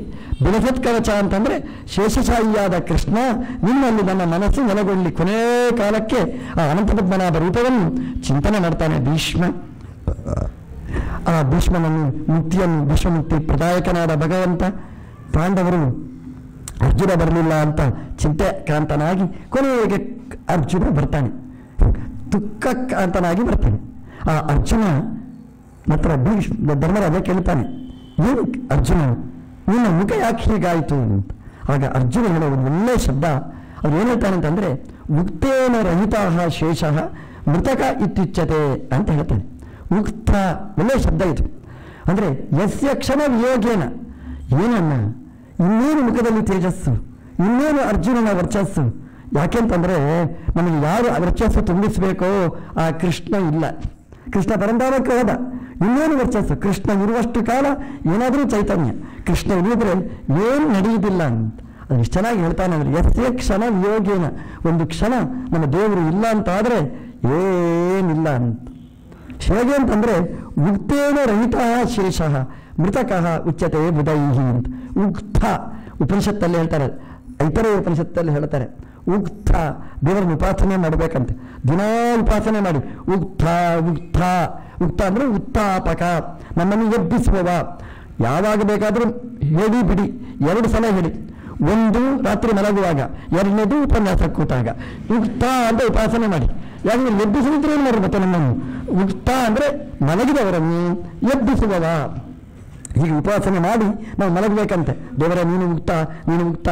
ನಾವೆಲ್ಲೇನು ಮಾಡ್ತೇವೆ, ಪಕ್ಕದಲ್ಲಿದ್ದವರಿಗೆ ಹೇಳ್ತೇವೆ, ರೀ ನಾವು ಬೆಳಗ್ಗೆ ಎಬ್ಬಿಸುವ 7 ಗಂಟೆಗೆ ಎಬ್ಬಿಸ್ಬೇಕಂತೆ. 7 ಗಂಟೆ ಎಬ್ಬಿಸು ಅಂತ ಹೇಳಿ ಮಾಡ್ತೀವಿ. ಅವನೇ ಮಲಗಿದ್ರೇನು ಮಾಡಿ ನಾವು ಯಾರ ಹತ್ರ ಹೇಳಬೇಕು ಎಬ್ಬಿಸು ಅಂತಂದರೆ, ಯಾರ್ಯಾರ ಹತ್ರನೂ ಹೇಳೋದಲ್ಲ. ಉಕ್ತ ನಮ್ಮನ್ನು ಎಬ್ಬಿಸುವ ಒಬ್ಬ ಇದ್ದಾನೆ, ನಮ್ಮೊಟ್ಟಿಗೆ ಇಟ್ಟುಕೊಂಡು ನಿದ್ರೆಯಲ್ಲಿ ಜೊತೆಗೇ ಇರ್ತಾನೆ. ಯಾರು? ಉಕ್ತ, ಮುಖ್ಯಪ್ರಾಣದೇವರು. ಅವರೇ ನಮ್ಮೊಟ್ಟಿಗೆ ಇರ್ತಾರೆ. ಉಕ್ತ ಉತ್ತಾಪಕರಾಗಿರ್ತಾರಂತೆ. ನಿಮಗೆ ಡೌಟಾ ಅದಿದ್ದಾರ ಇಲ್ಲ ಮುಖ್ಯಪ್ರಾಣದೇವರು? ಪಕ್ಕದಲ್ಲಿ ಕೇಳಿ, ಇದ್ದವರ ಹತ್ರ ಕೇಳಿ. ನಾನು ಮಲಗಿರ್ತೇವಲ್ಲ, ಪಕ್ಕದವ್ರ ಹತ್ರ ಕೇಳಿ, ಮುಖ್ಯಪ್ರಾಣದೇವರು ಇದ್ದರಾ ಇಲ್ಲ ಅಂತ. ನನಗೆ ರಾತ್ರಿ ನಿದ್ದೆನೇ ಇಲ್ಲ ಅಂತ ಹೇಳ್ತಾನೆ.